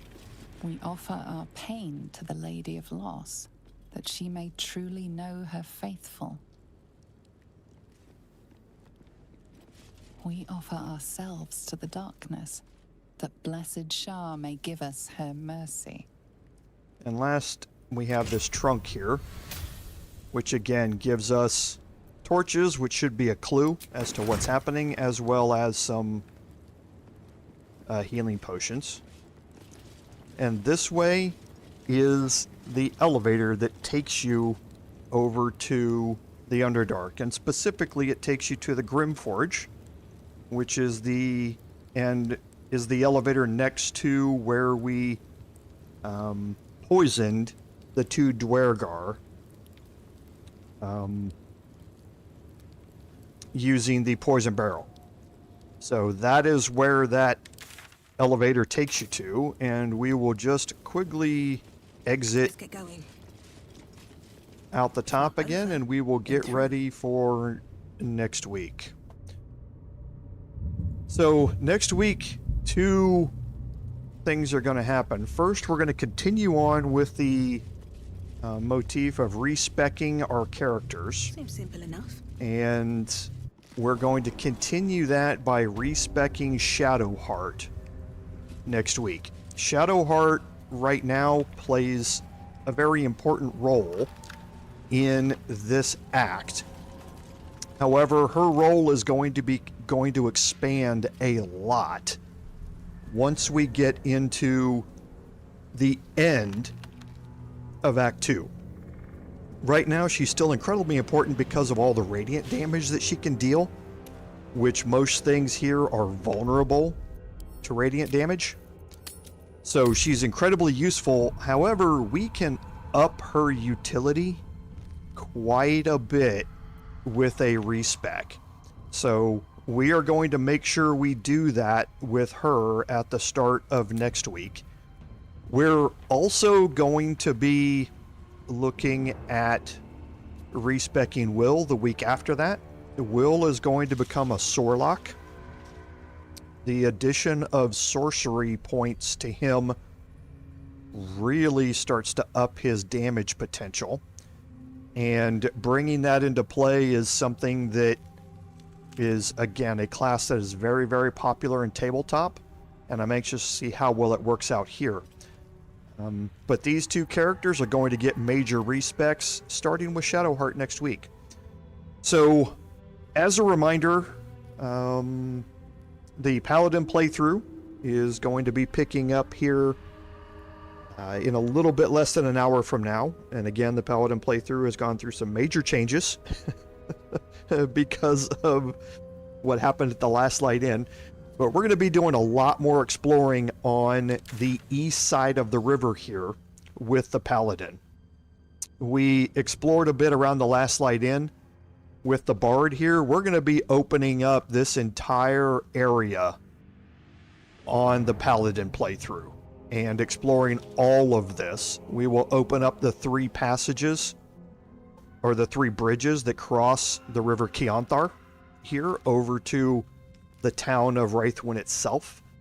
And we're going to be doing that in the Paladin playthrough coming up, like I say, in a little bit less than an hour. So I hope to see you all there. So, as always, thank you all for being here. I love all of my chat. You guys are great. I love all the interaction. So thank you all for being here. Without your support, none of this would be possible. This is Commander Jorval saying until next time, fare thee well.